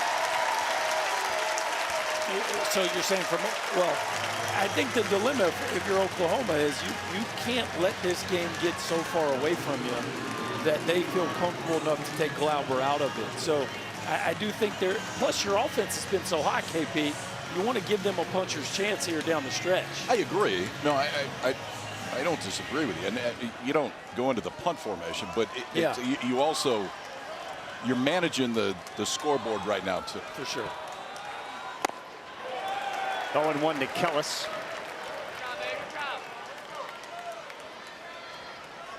They had Smithburg up earlier, and there is Nate Smithburg, the left-hander. He's up again for Skip Johnson. In there for a strike. That was interesting. I know he hit into a double play his last two bats, but I like the way he's been swinging the bat. That looked like a called sacrifice. I know you got Schaffner and Hull behind him. He hit a missile too. Yes. No, he chased up top. That was one of those sliders we've seen so many times swung on and missed because it stays inside. And Bowden picks up the punch out. Hanging sliders don't work. Backup sliders end up like this, to where guys are expecting that pitch to break. It just doesn't. It stays there right there, and he swings straight through it. So with Kellis retired, the lefty Schaffner is coming up, and the lefty specialist in the Oklahoma bullpen is Smithburg, and it feels like Skip Johnson is calling that number. Yeah, this is one of those deals too where even though Schaffner and Hull do a nice job versus left-handers, Hull especially, Smithburg is a very different look. He's coming into the game. It's 4-2 Carolina with one out in the top of the sixth. It is that for sure, and for all those that are on a crew and not able to be with their kids or spend time with a father here, we extend from all of us at the ESPN family to our dads a happy Father's Day. And images from across this stadium, about 25,000 or so. You see dads and daughters, dads and sons enjoying this College World Series. We got a pitching change here, and as Smithburg continues to warm up, send it down to Chris. Also a special Father's Day for Scott Forbes. His dad, Harvey, is in the crowd today. He was recently diagnosed with pulmonary fibrosis, of which there is no cure for. So Scott Forbes just appreciated that he's able to spend some extra time with his dad, and that he was able to be physically well enough to be able to come here and spend this Father's Day in Omaha. He was the one that pushed him into coaching. When Mike Fox gave him a call and said, hey, I want you to be a volunteer assistant, Harvey said, go get him. Like, you don't need to follow the family business. Go do this. You'll be great. Go do what you love. And pretty special they get to do this here in Omaha together. Oh, my goodness. For sure it is. So lefty sitting about $165 against Smithburg on the mound. And you can kind of see why. Yeah. Well, and Carolina goes left at the top. And so you bring Smithburg in right here. You can see that low slot, good breaking ball as well. But it's short stints this year, but it's intended for lefties. This one is going to go into the seats. Yeah, it's a tough look for left-handers, but two left-handers here in Schaffner and Hull that do a really good job of letting the ball travel. Feels like you're going to have to get them out with the breaking ball or be able to run it in under their hands. Lefties do not have a hit against him in the tournament, but these are two of the better lefties. That's way outside. To finish the story that Chris was telling, he was actually cutting his lawn when he got the call from Mike Fox. Coach Fox, they've been together for a long time, and then Fox retired. But he likes the blueprint. He knew how to run a program, and there's a big Mike Fox influence on Scott Forbes. He said even in our down years, we felt like we had a chance. He's also got a Nick Saban quote on almost every document he sends, which is, you remain successful as long as the commitment to the process of remaining successful stays in place. It's working today. I almost hit him. Boy, late break. It's 2-2. Again, you don't see anything on that front side from Schaffner flying open. Just has such a short swing. He never looks like he's in a hurry, even when he's facing a tough left-hander. He went fastball at 91. It's 3 balls and 2 strikes.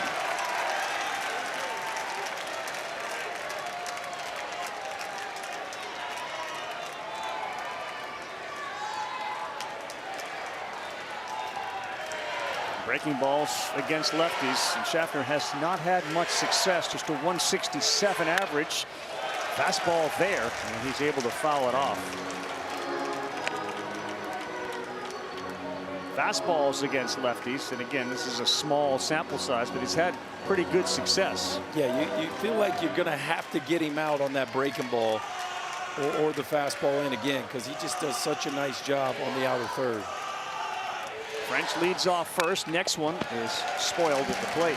Good at bat going right now from Schaffner.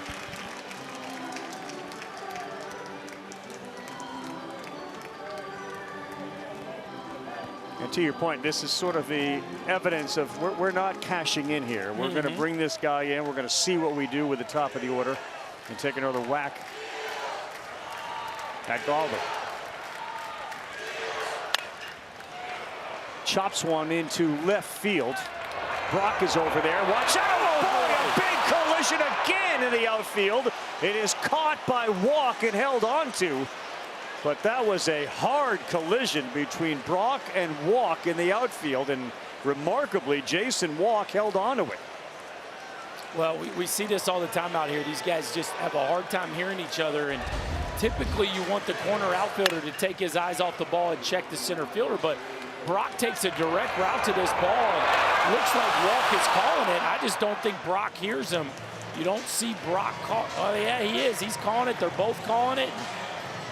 Jason Walk giving up about 30 pounds on that collision, but fortunately for the Sooners, he holds on to the baseball. That's a tough catch in traffic. Yes, it is. Feels like we've seen more of that this year. Just the contact on fly balls that, I don't know if it's the environment or the sound or what it is. I mean, we saw North Carolina last night and three guys essentially ran together, but it's happened probably a good half dozen times since we've been here. Yeah, that's a fortunate second out as Owen Hull steps to the plate. Terrific left-handed hitter against lefties, a .415 average, and an OPS over 1,100. But he's behind 0-2.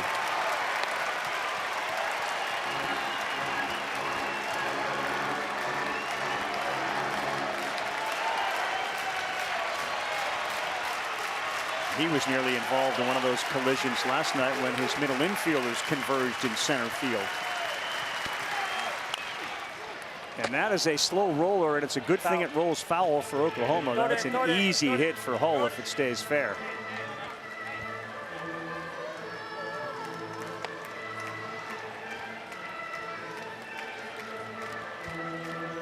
Schaffner and Gallagher collided in shallow center, and Hull nearly made it a three-car crash, but he avoided it yesterday.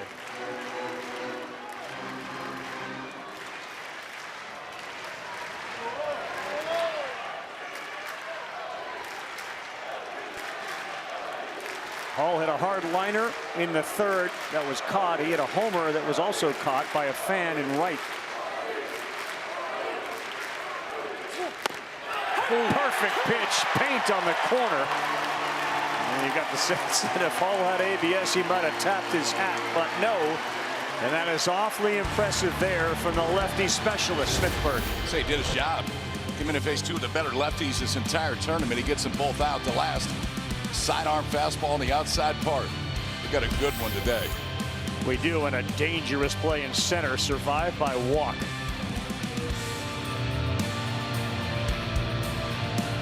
Well, we knew we would see Caden Glauber today. We just weren't quite sure when. And Ryan Lynch went out to start the fifth, wasn't feeling great. So with a 2-0 count, the freshman right-hander comes in and goes strikeout, strikeout, strikeout. Elevated fastballs at 96, and now this is his game if you're Carolina, just to see how far he can go. First pitch swinging, Dayton LaChance. Pretty good matchup here, power on power. And the game has always ended well for Carolina when he has pitched. Joke that maybe you just keep changing the number on your uniform for as many wins as you get. You go from 27, 28, you put 29 up. On the ground into the shift, that's the second baseman Gallagher. He's up with it and throws the chance out. Weak contact from a guy that's got a lot of power in the bat, LaChance.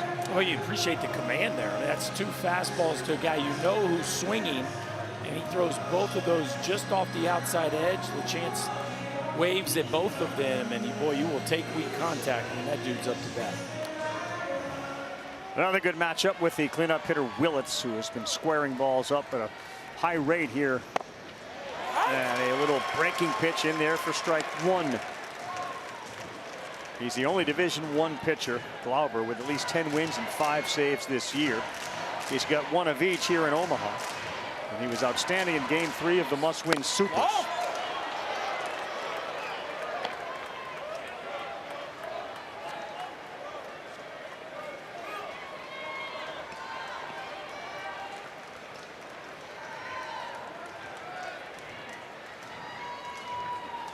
Oh.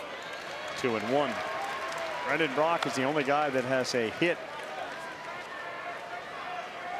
for Oklahoma since the first inning. It was a single in the 4th. Other than that, no hits in the 2nd, 3rd, 5th. That's a perfect pitch, 2-2. Boy, it's just so impressive how he can shape that breaking ball and start it off the plate to lefties and wrap it around the edge, or he can start it right down the middle and get it to their back foot. It's very mature command for a young pitcher. Called strike 3. Give him 4. Glauber just into the game. He has faced 5. He's punched out 4. Watch the reaction of Willis on this one. So this is a backdoor breaking ball. He gives up on it, comes, steals a strike on the outside part of the plate. Now we're rip 95, the two-seamer that just tails away and catches the upper part of the zone. Berkey, you said it, the ability to control that breaking ball on the outside part of the plate just creates so many more options after it with the other two. Gamble, line shot past the third baseman Nicholson. He rounds and puts the brakes on there, but the first hit that Glauber gives up is a shot past Nicholson, who was a little bit off the line. Yeah, and playing in, you're not going to catch that ball with a left-handed hitter up typically from a position standpoint, but interesting against Gamble that they had Nicholson playing in there. Not surprised that Oklahoma going up there aggressive against Glauber. He's just so difficult with 2 strikes. I think you need to go up there hunting something early and try to be aggressive. Here's Brock, swing away from tying this game up with 2 down.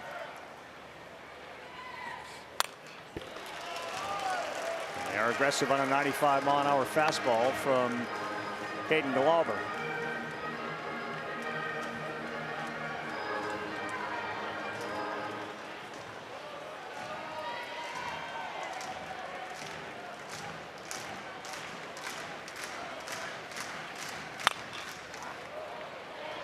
Fastball and then a slider at 81 with about a 14-mile-an-hour difference.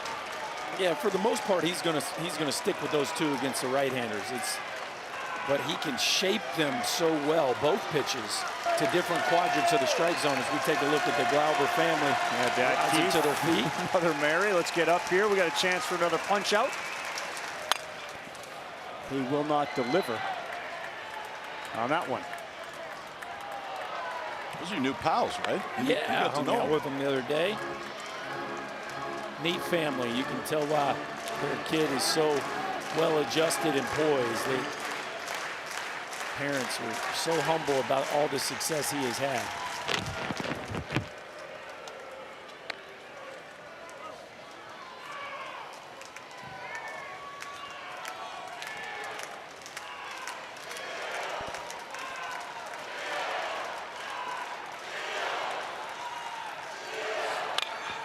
Another hard one. That time it was caught by Nicholson at third base for the out. Line shot, 107. Well, the hot corner lived up to it in that half. Trey Gamble rocked one right by him. He gets stuck at first base because Brendan Broxminer was right into the mitt. We got a good one here. Game 2, Men's College World Series. The Heels win. We'll play another tomorrow.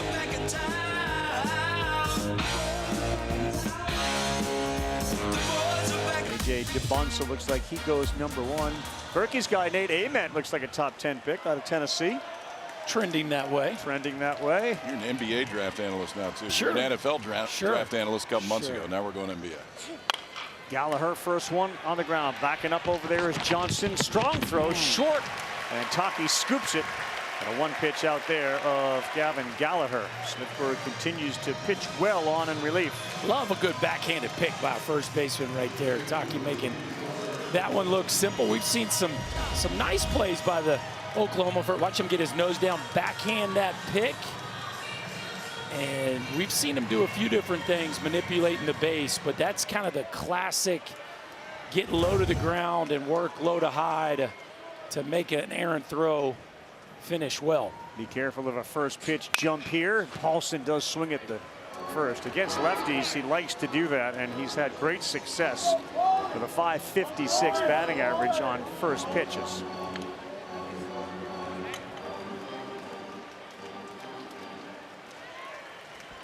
Started this game off with a couple of singles in his first 2 plate appearances, and then a 6-3 double play. Ball.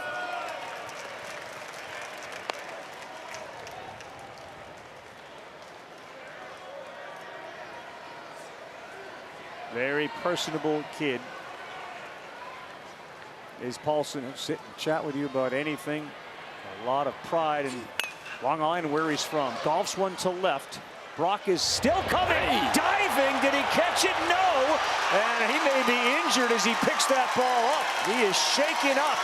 That ball dove on him, and Paulson is into second.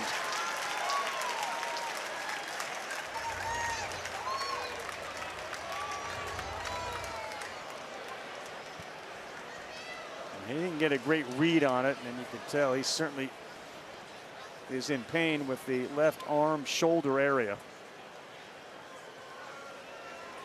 Wrist. That ball just seemed to dive on him. Yeah, it definitely just stick did. in the ground when he went. Well, first I think the wind's blowing left to right, and so I think that ball really kind of.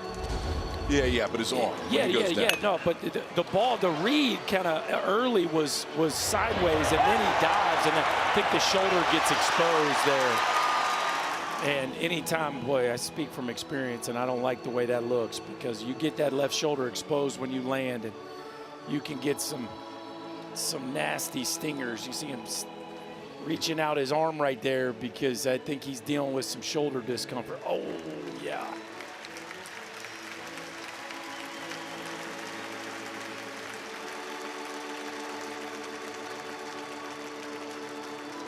But I'm with you, Rev. I think he was working horizontally there, and then that ball just died on him, and he had to go in hard.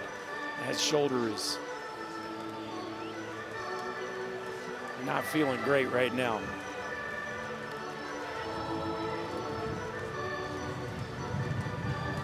I have sublexed my left shoulder one more time than I'd like to remember. I've done the same. It's not a fun feeling.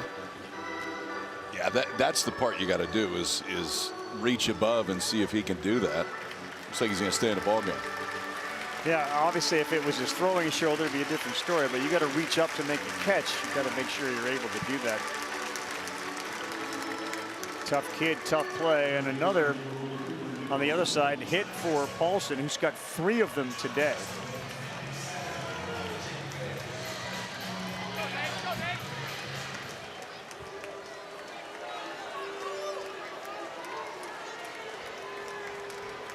So 1 out and a man on second for Nicholson, who's been hit by a pitch and walked. That's a little bit down, 1-0. Well, the right-handers have a responsibility here against Smithburg. This is over the course of the season. Right-handers have had a lot more success. Paulson gets kind of a bloop double to get it going here. Let's see if Nicholson can cash it in. Oh. 2 balls and no strikes. He hasn't had a ton of success as Nicholson against lefties. Just a sub-200 batting average. Paulson over 300, and he delivered again. That is some security out there if they can get him in on second base. Ball.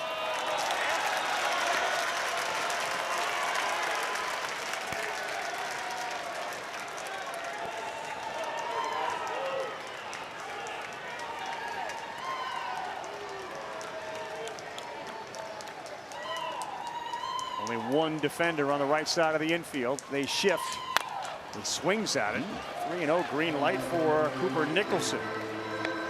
I like it. Scott Forbes trying to get his third baseman going. Again, this dude has as much raw power as anybody on this team. And they're just waiting for that one big swing of the bat.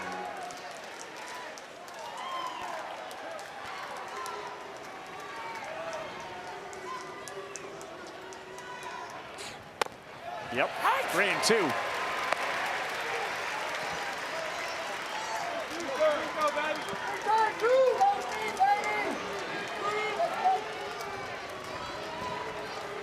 Cloud cover starting to break up. You can see some shadows on the field, which we haven't seen all day. As the 3-2 to Nicholson is lifted to left, and it is deep. Did Cooper Nicholson go yard? Bang into the wall, and it goes over for a 2-run home run for Nicholson.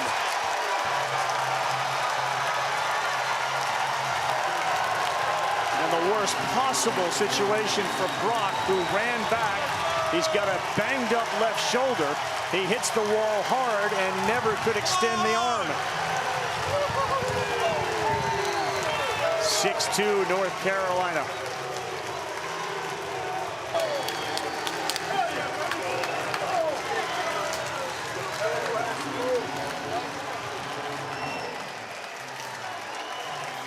You said it, Berkey.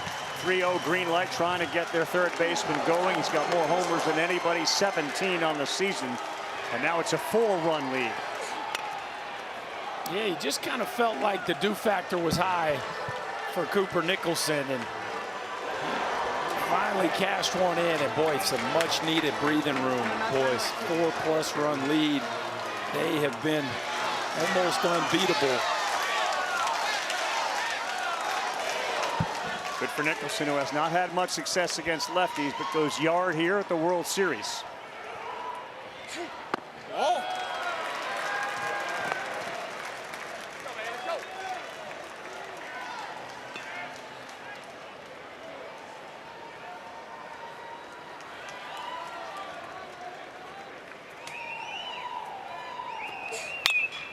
How out of play.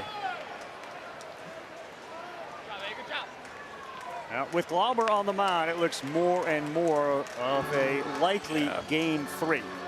It does, and you can see double barrel action down that Oklahoma bullpen right now. But I don't think you can consider going to anyone else at this point if you're North Carolina. Right. Not right now. I know you would like to, but 2 more maybe. Not yet. 2 more runs.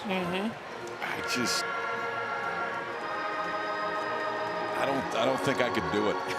I really don't. The concept is if great. it's a 10-run game, maybe. It would just be unsettling to know that he doesn't control a piece of it anymore. Swing and a miss from Howell for the second out. Well, Cooper Nicholson paying it off here on a 3-2 breaking ball. He goes down. Look how much he increases his spine angle to stay. Watch the chest right here. Look at his chest get all the way over his lower half. And I'm glad he knew he got it. That one didn't get out by much as the wind's blowing across the field. Right there at the end, it got real interesting. But at the end of the day, it doesn't have to go over by more than a foot, and he's out of it looks like Smithburg's going to be out of the game, but Cooper Nicholson out of that power slump that he's been in. The ball will find you. Brendan Brock just popped his shoulder or had some pain there, and then he whacks himself into the wall after the long ball. Pitching change here. Mason Bixby coming in.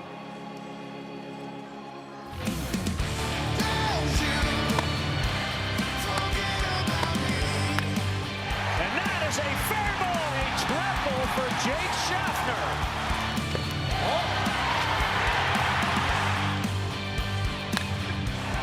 Driven to right, thanks for playing. Owen Hall goes yard. Carolina bats have shown up here in a must-win game 2. They had 2 homers in their first 4 College World Series games. They got 2 today. And a little different story, similar to yesterday when Carolina scored 3 and then stopped scoring. And they lost 9-3 in game 1. Oklahoma gets 2 in the first, and they have been silenced since then. And the ultimate silencer is pitching for Carolina in Caden Glauber. Meantime, on the other side, Mason Bixby will make his 18th appearance. Big, tall, 6'7", 239-pounder. It's an elevated ERA, but it's really good stuff. It's mid-90s fastball, primarily fastball cutter. There will be some sliders in there too. Swing and miss not the issue. 25 and 17 in the third. It's the walks that has been the issue, but he can run it up there.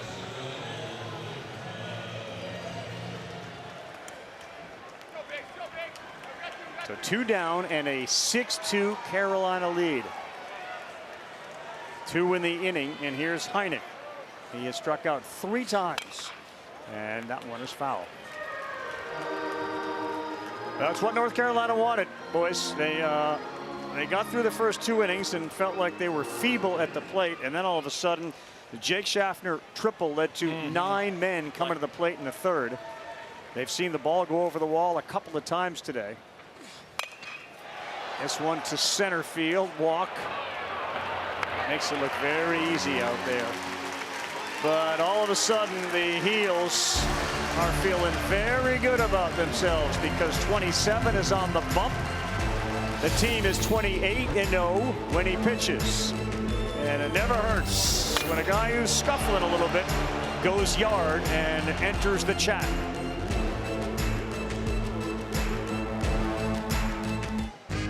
Hope you're enjoying the NCAA Men's College World Series. It is presented by Capital One. What's in your wallet? Now recapping the game, OU struck first in the first with 2. They had Xander Mercurius striking out 6 in the first 2 innings, and then Carolina up off the mat with big-time punches to return to the top. And now they got the ultimate closer in the game in Caden Glauber, who has just pounded the strike zone. And up by 4, you'd expect nothing less. Gave you the numbers on the back-to-back 3 times this season. Any advantage at all to seeing him today, anticipating perhaps seeing him tomorrow for the Oklahoma Yes, offense? there's I an think advantage. there's a couple to that. advantages.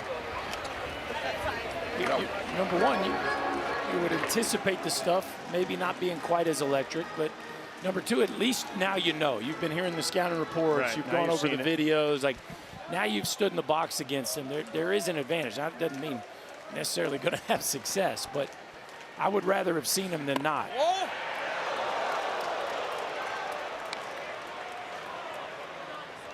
Is there a number with regards to pitches that you would feel comfortable with in him returning tomorrow, or you just want to win the game? We'll worry about that tomorrow. This one got a jam shot coming in is French, and he's there to make the play. Yes, to the last part. Let's just make sure that we win the ball game. Is there a number? I don't know. 35, 40 kind of seems like a max. I don't. Everybody's built different too. I mean, you don't know how certain guys react and come back the next day. And I'd be surprised if it's more than 40 to 45 if we see him tomorrow. And if you do, it'd be in a very short stint. Well, that's the helper right there, man. That is the helper right there. And the game within the game right now is, guys, it doesn't matter if we don't score. What we can't do is make a bunch of quick early outs. You're trying to accomplish a few things right now. One is score runs. The second is drive the pitch count up. 96 against NC State, back-to-back. So it's a pretty big 40's number. about the max. At least what the max has been at this point. On the first day. The second day was not a small number. Yeah, that's a big number, and very encouraging if you're on the North Carolina side of things.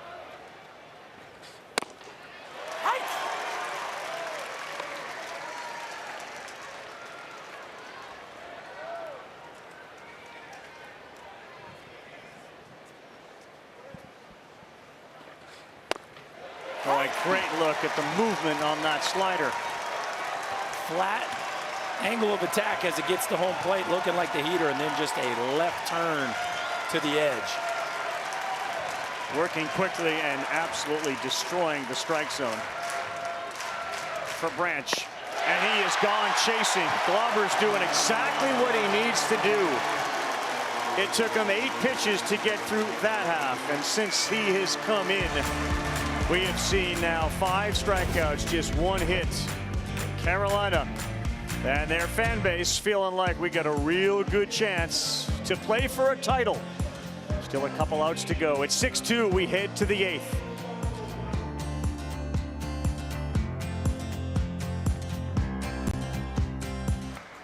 Well, the Caden Glauber effect is in full effect so far. Since a freshman has come in, he's showed you why he's one of the best freshman arms, not just freshman arms, one of the best arms in the entire country. Fastball's been mid-90s, controlled the breaking ball when he wants to. Scott Forbes was talking to him after the inning, last inning. I wasn't lip reading, but I think what he said was, thank you for graduating high school a year early. It is benefiting all of us right now. Something to that effect. It was similar. There is Carter French. Oh. He looks at ball one. This is the kid that is going to medical school, wants to be a doctor, perhaps leaning into orthopedic surgery. He thanked his lab partners on social media for their assistance in getting their lab project done while he was here. He was here still doing his work, taking exams, all the while trying to compete and win a College World Series championship. It'll be Carter French, followed by Rom Kellis, and then back to the top of the order. Ball.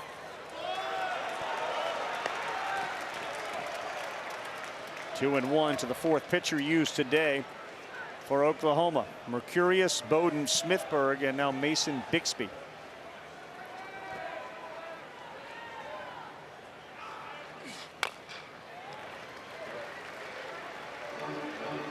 Two and two for Carolina. No College World Series titles in 12 prior trips. They also haven't lost back-to-back games since March 6th and 7th, which is really a unbelievable statistic. I mean, they hadn't lost a series since then. March 6th and 7th, and then never two losses in a row. Ball. 3 balls, 2 strikes. And that series against Virginia, they kind of pulled a Houdini act to take it to extras and then win that ball game. And so, of course, we saw them down to their last strike in the Super Regionals as well. But really, from the time they won, they didn't get swept there against Virginia in that first conference series. They had been as steady as any team in the country. French on a 3-2. Boy, good eye, and the good doctor may want to consider becoming an eye doctor. He has walked 4 times now. And he has done it all while leading off the inning, which generally portends for good things once he has come in to score. For the latest insight, in-depth analysis, all the news the 2026 College World Series has to offer, visit NCAA.com, your official online home for all NCAA championships.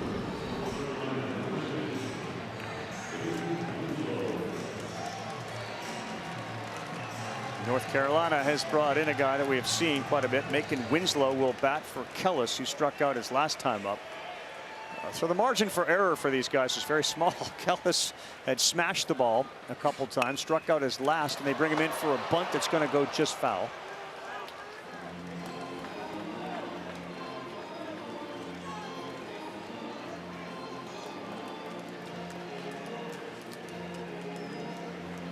I think it might have crossed Scott Forbes' mind the last time this situation was up that maybe Rom's not the guy we want to bunt. So if Carter French gets on again, they'll go with Winslow.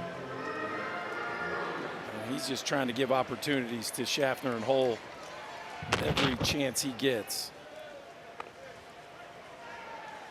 This is a Duke transfer, and there's a story that goes about Macon Winslow. There was a ball that ricocheted off the cage. It hit him in the eye, and it caused him to miss some time. Oh, boy. That thing was just close enough to the eye to be very uncomfortable. Oof. Coming right into your living room right there. And I don't actually, that wasn't as close to his face. It was almost a bat ricocheting back that hit him. What it was. Yeah, he kind of, he does pull back a little bit late, but then the bat almost throws him off balance. Watch. So when he missed time, he typed out a 6-page document called Hitting 101. Swing planes, batting stances, load and launch. He's going to try again, and that is not going to work with 2 strikes. So that plate appearance for Macon Winslow goes by the board. And a little frustration for Forbes down there in third.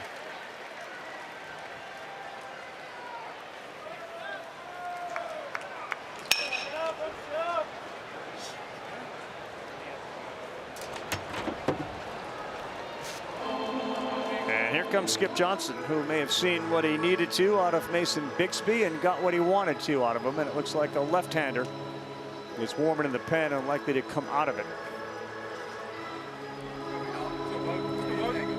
We will take the timeout as the new pitcher coming into the game, Jaden Barfield, when we return to Omaha.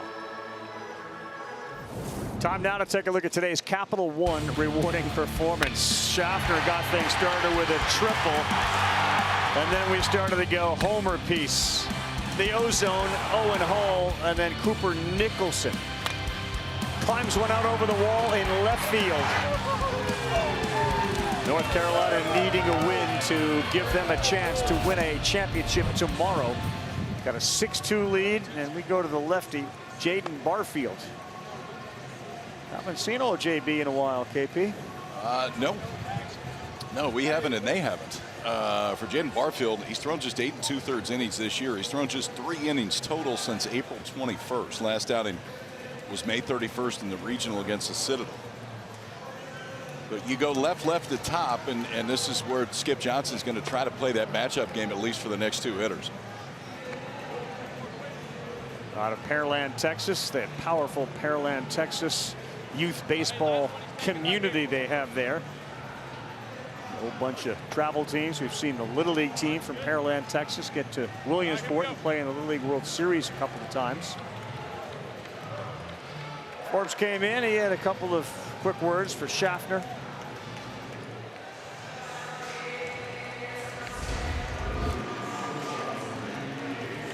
And here he is in the middle of the inning saying to my guy, look, I know you tried. Winslow, after not getting that bunt down, get some encouraging words from, as you guys said, Mr. Glass is always full. Scott Forbes. Ball. Pretty good. The positivity seems to never run dry with the North Carolina skipper.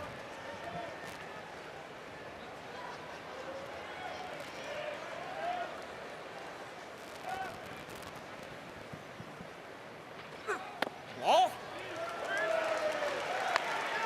Tell you what, boys, Brandon Cooper back there calling the balls and strikes had himself a nice ball game. There's been a lot of pitches that both these catchers have made look good that are just off, that he's nailed.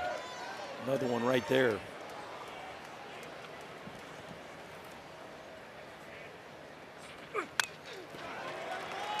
Schaffner was going dead red on a 2-0, and he fouled it straight back. From Louisville, Kentucky, by the way, Brad. Knew that was coming. Knew that.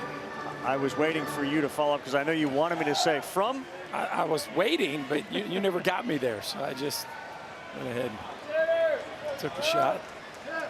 Schaffner is 4 for 8 against lefties in the College World Series, entering today on a 2-1. That got a little piece, 2-2, KB. We'll get to Chris in a second.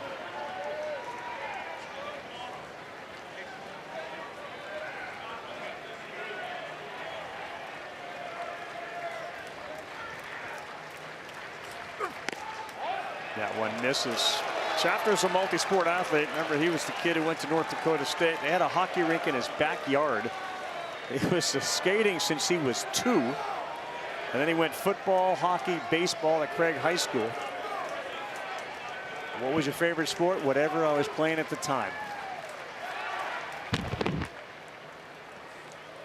Whatever was in season. Yep.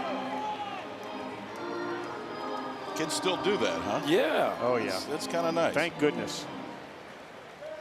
Thought about going to the University of Wisconsin for football. Got an offer there. That's a good take and a walk. Ravi, you mentioned the positivity of Scott Forbes, and it just seeps through this dugout because even when North Carolina got down 2-0 in the first, Gavin Gallagher came into the dugout as the captain of this team, walked up and down saying, we need positive body language, boys. Berkey, you mentioned it at the top of the show. If there's a team that's built to come from 0-1, this team, the maturity of it, their ability to flush things is why they've responded today. Yeah. All great stuff there, KP. The culture of this club, and it's not just a feel. They've proven it all year long. They can take a punch. 10 straight wins after losing a game. the most in the country. And that doesn't happen on accident. You got a group of kids that really believe that they know how to turn the page, and they've certainly proven that here this afternoon.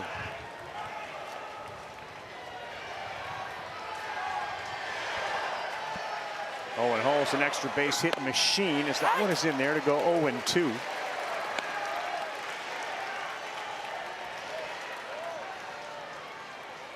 Remember the 4-double performance by Hall in the Supers, including a walk-off double, which got them to Omaha. 0-2, close. Good frame there by LeChance, but he didn't get the home plate umpire to bite on it. It was actually a little better than he was trying to throw right there. He was trying to go off the plate. You saw LeChance move all the way off. He had to reach back across his body, and that just about clipped a piece of the zone.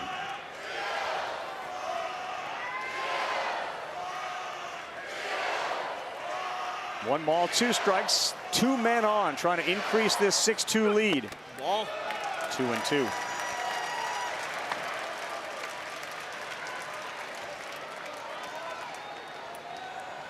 Think about Vance Honeycutt, Kane Kepley. Like, this is a position center field for North Carolina where there have been some stars before him. And the last commit from the transfer class of Carolina is this guy Hall, swinging wildly at one, and he is gone. That's his 3rd strikeout today. You don't see that very often from the ozone. No, it's interesting because typically he lets the ball travel really well, but he bails awfully early on this breaking ball, catches that thing way out in front, never really gave himself a chance to recognize the spin of the baseball, almost like he was sitting fastball right there in a 2-strike count. He goes down swinging.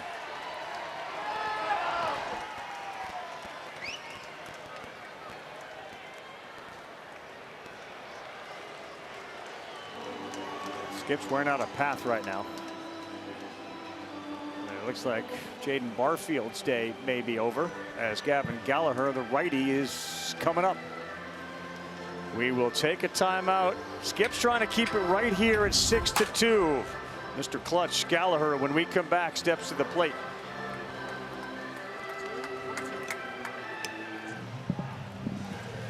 Well, the offense, second inning or later, they disappeared in game 1, and it has done the same for Oklahoma here in game 2. Now, obviously, because it disappeared for Carolina, it didn't impact them today, meaning there was no real hangover from struggling from inning 2 through 9 yesterday, because they obviously put up 6 runs so far today. Oklahoma's bats have been so hot, they go quiet. This was one that North Carolina needed. What was your take on how they were able to do it? Well, Xander Mercurius finally came back down to earth. So once they got a little breathing room from the freshman and the offense was able to capitalize, they could go right to their silver bullet, which Caden Glauber enters the game. And at that point, all season long, KP, it's pretty much been a wrap. They also hung in there, too. I mean, those first 2 innings, Mercurius was amazing. And you know, you're coming off getting beat yesterday. You feel like you're facing a big leaguer. Yeah. And then they flipped it. And I think it goes back to the psyche of this club that the panic component didn't seem like it was there. And it could be in a situation like that. But they hung in there enough, obviously started scoring runs, and yeah, then you get a chance to run the super freshman out there who has been just that so far. Yeah, he's been great. And yeah, the one combined back-to-back loss. And look, in the Super Regional in the opening game, they gave up 9 runs. I mean, they gave up 9 runs to USC. Then they allowed 3 over the next 2 to get to the College World Series. There are little experiences during the course of a regular season that then you can build off of when you get into a situation like this. And they've done that, and they have the ultimate security blanket so far in Glauber. So Hensley will step in against Gavin Gallagher. And a big hit here, that can make maybe a decision a little bit easier if they decide to do that with regards to him. Righties hit .343 against him, lefties .286, so a reverse split pitcher. And Gallagher swings at the first one, and that's going to be a helper if Harris can make the play, and he does. Well, anybody out there? We need somebody. We need nobody. We have 27 on the mound. We are covered.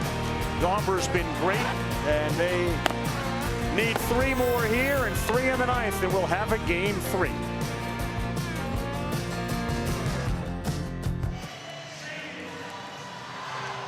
Not be where I center cut.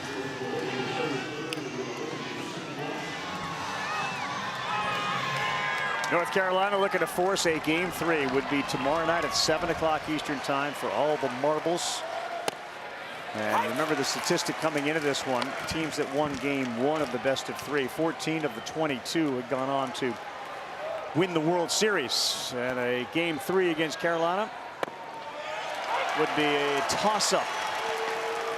The bats have gone quiet, boys. They haven't had a base runner reach second since the first inning. Only 2 singles since the first. Yeah, as much as Glauber deserves the credit, the truth is Ryan Lynch had settled in really nicely into this game. Called strike 3 at the knees. And frustration for Walk. That's a strike. The last 2 were strikes. And they're right on the outside part of the plate. That last one's at the bottom part of the zone. But this is a strike. 2-seamer just on the outside part. Glauber's doing his best to be as efficient as he possibly can right now because the pitch count is low. What is that? 10 outs and 37 pitches so far. That's well done.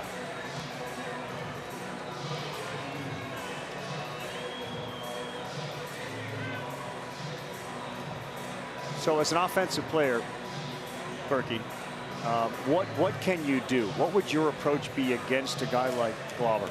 Well, right now, understanding the score and the situation, it would be to be very patient. Now, hey, look, if it goes 0-2 and you strike out on 3 pitches, it is what it is. But we are trying to drive up the pitch count, plain and simple. And I don't. What's the best thing that can happen with nobody on? I hit a solo home run. We're still down 3 runs. Like to me, the pitches to a certain degree are the most important thing that Oklahoma can be focused on throughout the course of this game. So after the meeting there with Reggie Willits for Camden Johnson, third baseman Cooper Nicholson comes way in. And Glauber has just not thrown strikes. His percentage on strikes coming into the inning was 76%. He had thrown 26 of 34 pitches for strikes. That percentage is going up.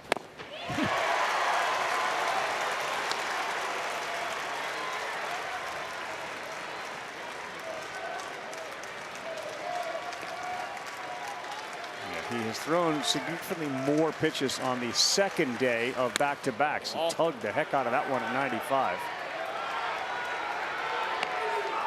Interesting. He keeps kind of looking up at the Giants scoreboard over his right shoulder. I wonder what it is that he's looking at. His face. Is that a good picture? This one is towards the line in left. It's going to drift foul about 15 rows deep. Second Giant scoreboard you see in your shot right there added for this year. We hadn't seen that. It's been one in right field. Now you got him in right and left. And a 1-2 to Camden Johnson. He knew that was going to come in for a strike, so he emergency hacked at it. You see him swipe location right there too. That was interesting, KP. Like maybe they called back foot and he wanted to backdoor it. Yeah, that's the way it looked.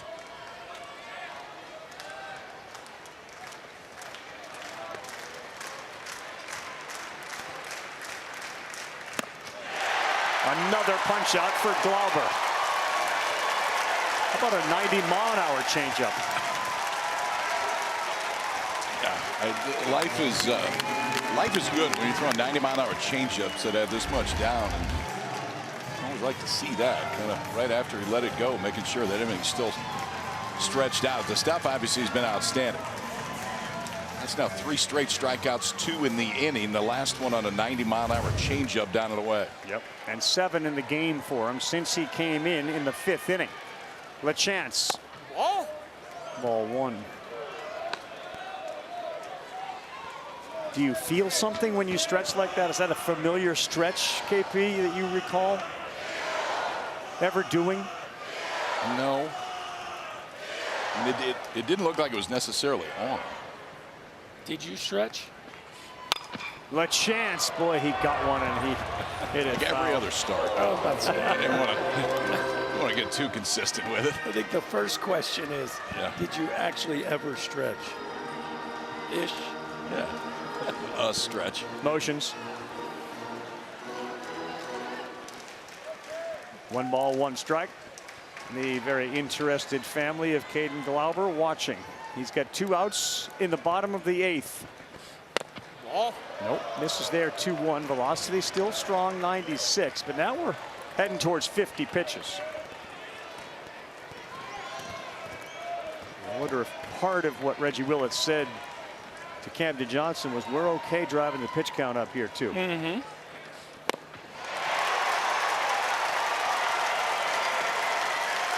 An extra click at 97. He hasn't thrown too many over the white today. I mean, it is outstanding stuff, but the control is through the roof good for the freshman right-hander.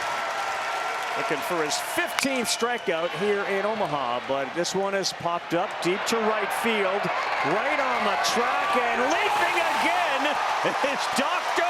French, finding the fence. Doctor. That had some LeChance lift on it, didn't it? Well, we got a little breeze blowing left to right here at the Chuck today. And Carter French has to hang with this ball. It did not look like it was destined for the bullpen, but right at the end, he's got to reach and extend and catch it right at the top of the wall. The good Doctor making some plays. You know Caden Glauber loves it. The Tar Heels hold on to that 4-run lead. How fun must it be when no one expects much from you except you? It's gone! That is gone! A Crimson and Cream David versus a conga line of ranked Goliaths. What a story the Sooners continue to write. The Sooners just assume folks keep picking against them. They already have a wagon, and they love to circle it. Yeah, that wagon has left a lot of dust and debris in its wake. It has destroyed teams, big teams too, but today a little different story. Entering the NCAA tournament, you see what their ERA was. Then they went to all these freshmen and it's come down to 2. And they were hitting, they've always hit, but it's been crazy in the first 4 World Series games until today, where they've managed just 4 hits and 2 runs that came in the first.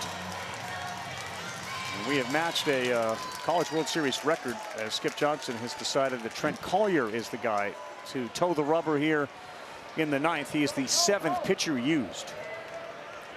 And it almost looked like PitchCom wasn't working, and LeChance said, I know, I'm going to show you the sign. And a fastball was in at 95 to get strike 1.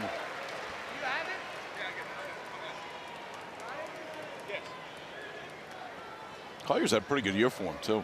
Primarily a bullpen guy, but it's a mid-90s fastball changeup. Those are the 2 that he will feature.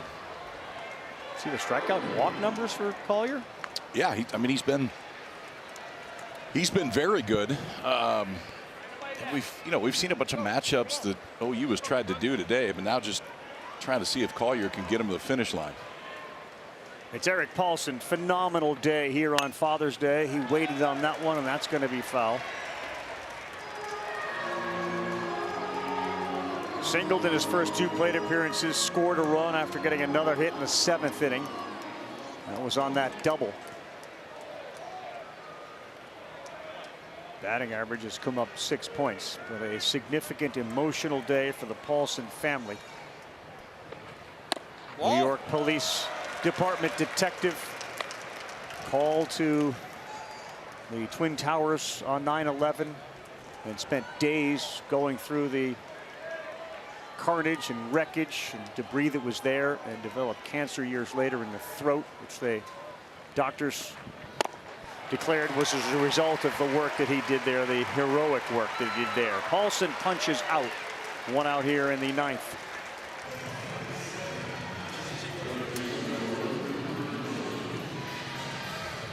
So he continued to kind of stretch, did that guy right there, Caden Glauber, and then he's now popped back out with their athletic trainer. But this was the move. And he did it as he walked underneath. You see the got the Theragun going exactly. too. Yeah. Liner caught over there at third base. Camden Johnson took one away from Cooper Nicholson. A hard hit, 107-mile-an-hour blast that he snared. Well, he's going to be recorded, but very positive signs from Cooper Nicholson in this ball game, and something that's welcomed on the Carolina side of things, because again, it's a potent bat that has done some protection. Look at prep step and crossover. They're almost over adjusted at that ball. But just in general, it's been a nice day by the last 5 hitters in this Carolina offense, and they really needed it.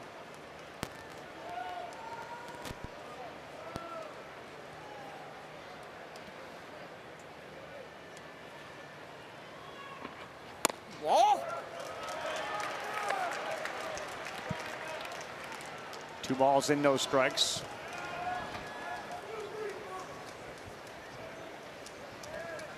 Feels like a game 3 would have Jackson Rose likely the starter for North Carolina. As that one is poured in there. And then Nick Weslowski maybe goes for Oklahoma. That's been their rotation. He's another freshman with tremendous toughness, a former high school quarterback in Texas. Thought about trying to play both at a smaller school.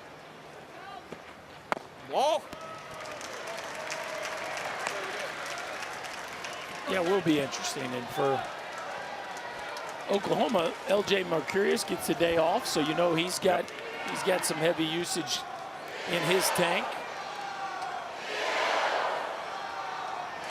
Yeah, there he is. There's a guy conserving energy. A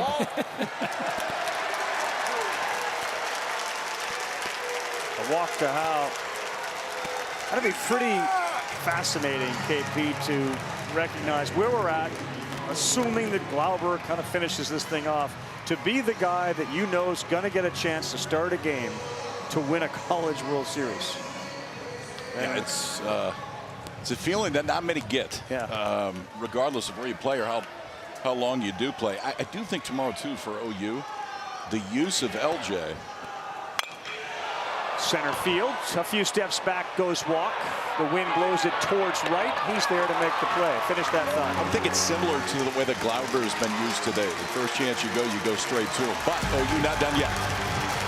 Still a chance, and the freshman right-hander makes his way back out. 3 more outs to force a game 3 tomorrow night. Yeah, more magic from Ryan McGee, and he speaks the truth when you talk about the agony of defeat and the thrill of victory. Carolina knows the agony of defeat, having been here 12 times before and leaving empty-handed, but being part of plenty of pictures. And Oklahoma's last win was in 1994. They were beaten in the finals in 2022. If there's a game 3, it's tomorrow night, 7 Eastern time on ESPN, 6 o'clock local.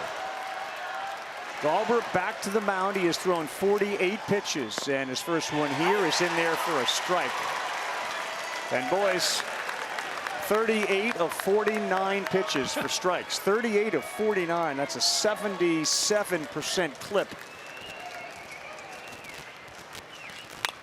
You know, it's not too often in sports you get a streak that has reached the point that this has, 28-0 when he pitches. Yeah. From a player this young, on a stage this big, where they deliver and then some. Yeah. And he has certainly been that guy here this afternoon. It literally could not ask any more from what he's getting. Will drop a 94-mile-an-hour piece there to get another strikeout, his 8th. I would say he understood the assignment today, which was take us home and do it as efficiently as possible. This is 94 with some good sink when it gets to home plate. Caden Glauber has been really as good as I think we've seen him all year today, which is saying something because he's been one of the best arms in the entire country. Yeah, he's 11-0. The team is 28-0, and that's just inside. So let's kind of spin it ahead here, boys. He's up to 52 pitches. He's got 2 outs to get. They haven't lost when he's been on the field, so at some point you'd like to get him on the field to kind of keep that going. But what's he going to be able to do in your mind tomorrow? I don't know if he can do anything tomorrow. Okay. So let's start with that. When he was stretching out, you don't know. It looked like it was something oblique or back that maybe was bugging him. You don't know how that's going to potentially affect him tomorrow. And just the pitch count component of it, too. If he does, and if he can come back, I don't see it any more than 3 outs. Yeah, I think he's proven throughout the course of the year that he's gone up to mid-90s on back-to-back days in pitches thrown. Now, I know he's reversed the volume of that from what could potentially be the case today.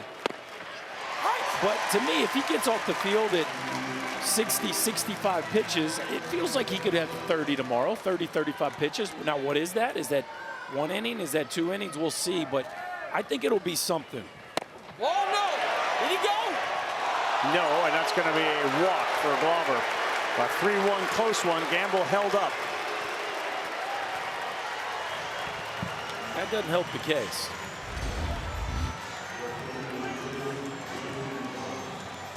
Yeah, I think he holds that one off. Good call there by Kevin Sweeney at third base.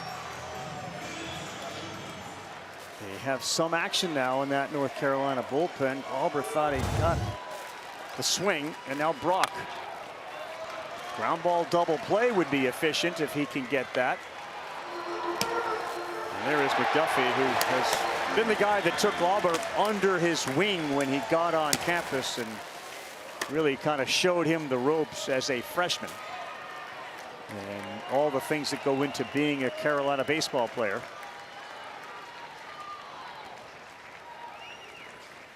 Ball.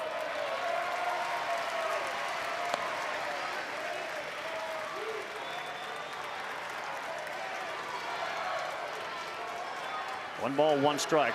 Brock singled, struck out, and lined out hard to third. Pitch 59. Ooh, he got away with one there, and that's that swing and a miss on that backup slider. 1-2.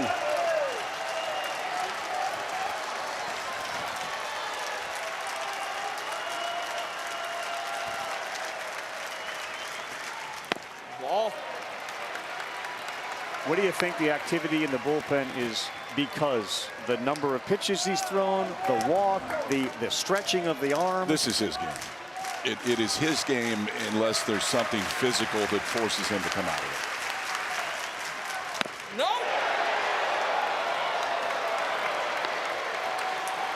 I do think it has to do with the number of pitches. But I'm with KP when push comes to shove. If the thing gets real interesting, my guess is they're going to leave him out there, but I do think they would love to get him out of here with a reasonable pitch count. Yeah, 3-2 will not chase. Back-to-back walks from Glauber, and maybe a meeting on the mound is due. He has been lights out, but now a little, little issue. Now you're a swing away from this getting really interesting. And Desan Harris has already shown the ability to do that here.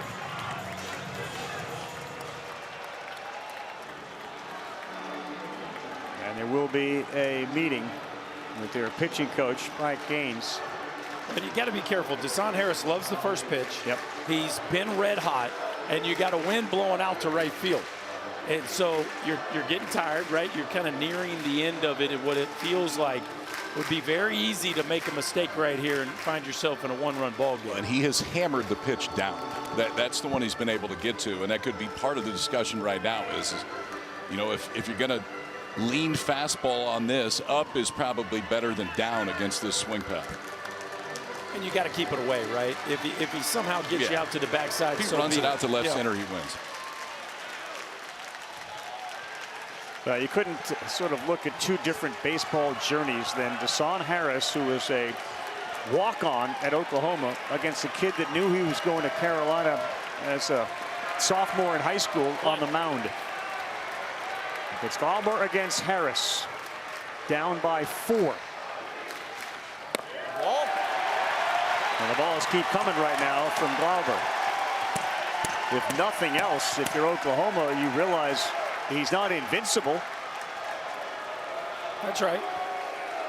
Well, you've accomplished 2 goals today. You've gotten a long look at him, and you've risen his pitch count. So even if you can't come back with a huge swing of the bat right here, you've won one of the battles within the war.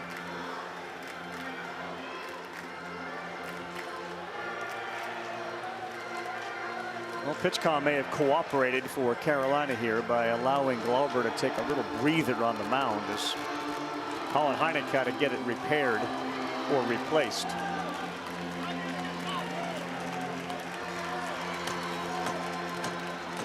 All 3 times, KP, it's been those low pitches that Harris have lifted, and he has flown out to all 3 outfielders.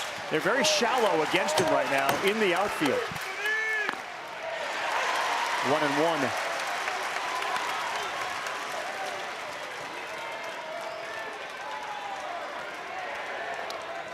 It's been aberrational today, but Glauber's been a part of it for sure.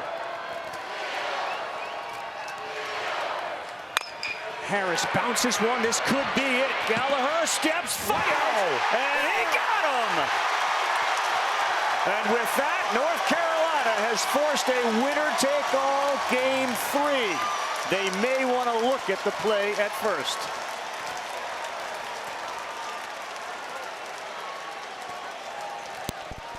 Tell you what, that was a special move by Gavin Gallagher right there. Love the athleticism as he goes across the base. Oklahoma is challenging the call of out at first base. The previous play is under review.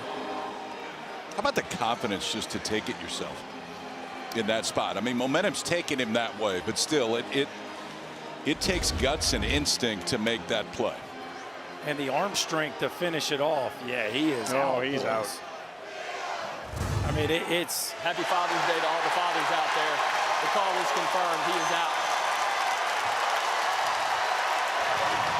For the first time since 2024, we will have a winner-take-all game 3.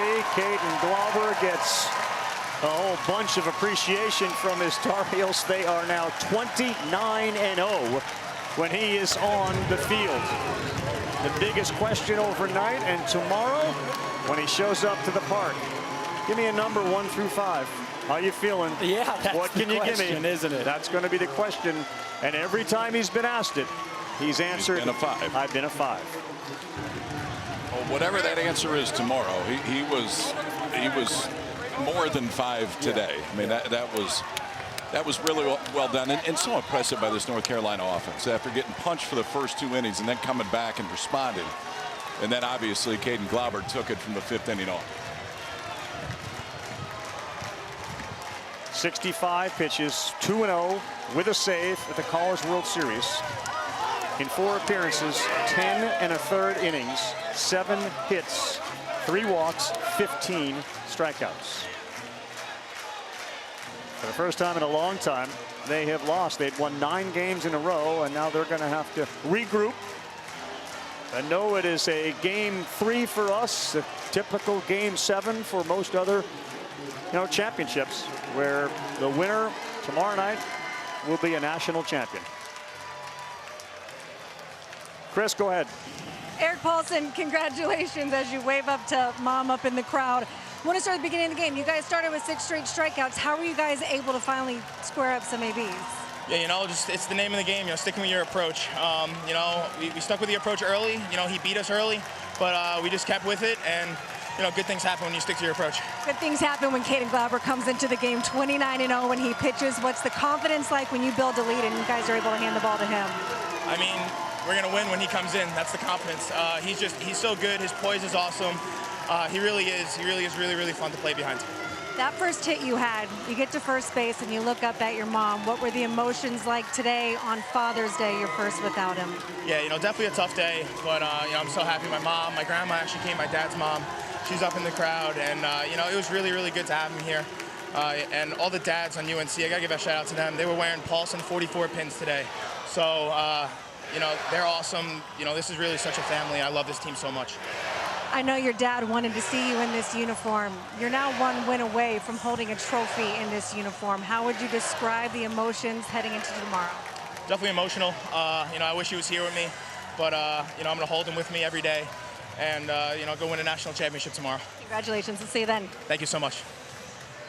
Yeah, good for him and good for the sport. You're going to have a winner-take-all game 3 with 2 really good teams, one red hot and another that has done what Tar Heels do. They show pride, they show resilience. They showed it today. Yeah, we kind of thought at the beginning of the series the formula for North Carolina would be get an early lead, get into the bullpen, give the ball to Caden Glauber. Well, they weren't able to do that in game 1. They did in game 2, but they got to win 2 games, KP. Now the math is simple, though. You win tomorrow, you win a national championship, and it's all hands on deck. It's the way that this series should end to fast forward to tomorrow night. get what should be a pretty special Monday night here in Omaha. That will do it for us, for our entire crew here. KP and Chris Burke, Chris Budden.